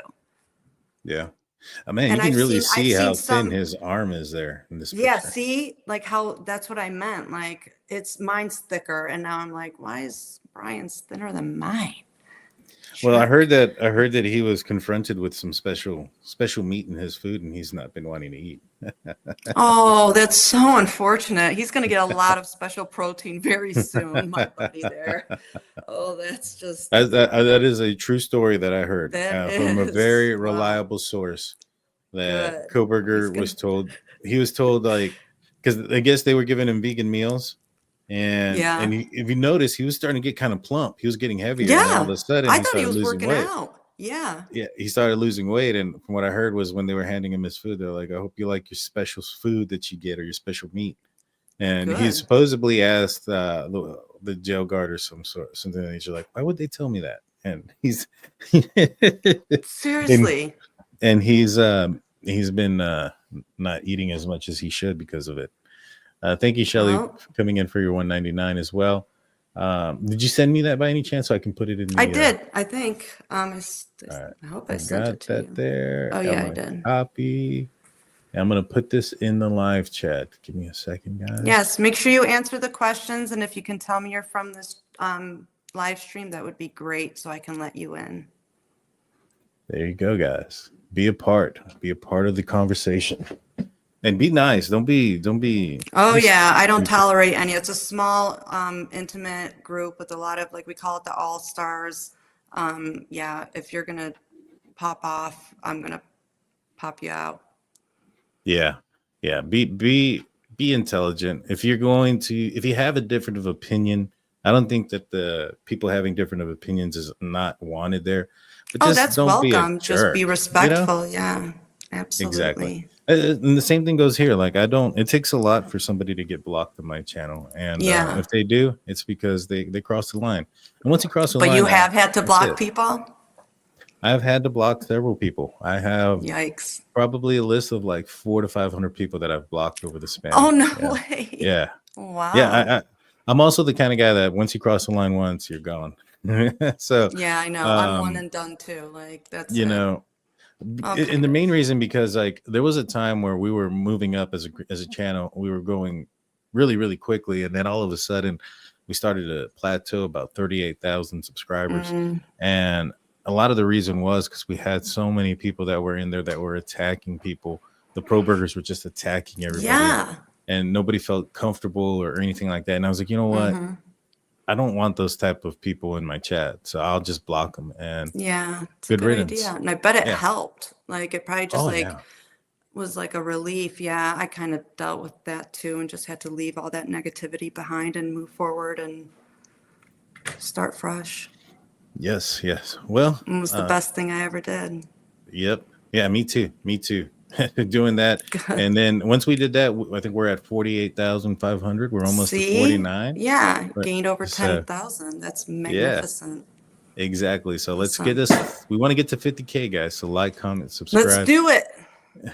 This was an awesome conversation. I don't normally go 3 hours on a live, and it's very rare and far and few between, but I felt like it was a lot of information that was good information. Thank you so much for joining us. Yeah, thanks for having me too. I appreciate it. Let me know if you ever want me to come back. I was just about to say, as soon as this docuseries airs and I get to understand yeah. a little bit more about what your part of it is, I definitely want to have you back on. Okay, awesome. I'd love to. Thank you. And real quick, thank you to Dee Dee and Shelly and everybody else who's been here. Thank you so much, guys. You guys are appreciated. I have Can two I say questions. one more thing? Oh, yes, wait, go ahead. I wanted to do a little shout out to that tragedy at Guadalupe River. Yes. I checked at like 3:30 and I wrote down at Kate County Flood, we had 32 fatalities, 18 were adults, 14 were children, 2 were in Travis County, 2 were in Burnett County, and there's still 3 missing in Williamson County. So just if everybody, if there's anybody out there, we're thinking about you all, we're saying prayers, and let us know what we can do to help you out. Are you in Texas? Yeah, I'm in Dallas. We've talked about this Oh, I don't know yeah. how many times. Man, that's right. I was like, I could have swore I heard you say that at the beginning, and I was like, all right, and then now I know for sure. All right. Well, Okay. I'm actually down the road. I'm in San Antonio. I'm down the road from there. My friends, a couple of my buddies, buddy of mine and his wife stayed the night here, the night that it happened, and they were going to be traveling through there. Oh my gosh. Yeah, my buddy's wife, her dad lives in Junction, which is just north of Kerrville off of I-10. In fact, Guadalupe River runs through their property. Oh my gosh. Wow. Yeah, And there's a big storm heading there right now. Exactly. Yeah. So our thoughts and prayers go out to everybody out there. You guys are, I think it's up to 30 plus now on the fatalities, and 20 plus still missing. Mm-hmm. A lot of kids too, man. A lot of young kids. The campers. I mean, that's so sad. Very much so. Well, thank you for that, and thank you for joining. The everybody. next case I'm going to be working on his name is Christian Barron. He's a 23-year-old boy that lives over here in Prosper, Texas. He's been missing since November 1st, and I'm going to be diving in head first on that one. I'm close with the family and everything, so I can share some information with you. We can put our heads together on this, whatever you want, but that's just going to be what I'm going to be working on. I'm still obviously not leaving the Kohberger or anything, right? But that's just what I'm going to be dedicating my time to next. Yeah. I'm not familiar with. I'm more than happy to help as much as I possibly can. Okay, the last question I'm going to answer from Shelly, because she left a super chat, didn't ask anything, but had a question earlier. She said, "What was on the Fire Stick?" From what I understand, that was on the Fire Stick was the purchase of the K-bar knife through a gift card, and I talked about that about maybe a year and a half ago.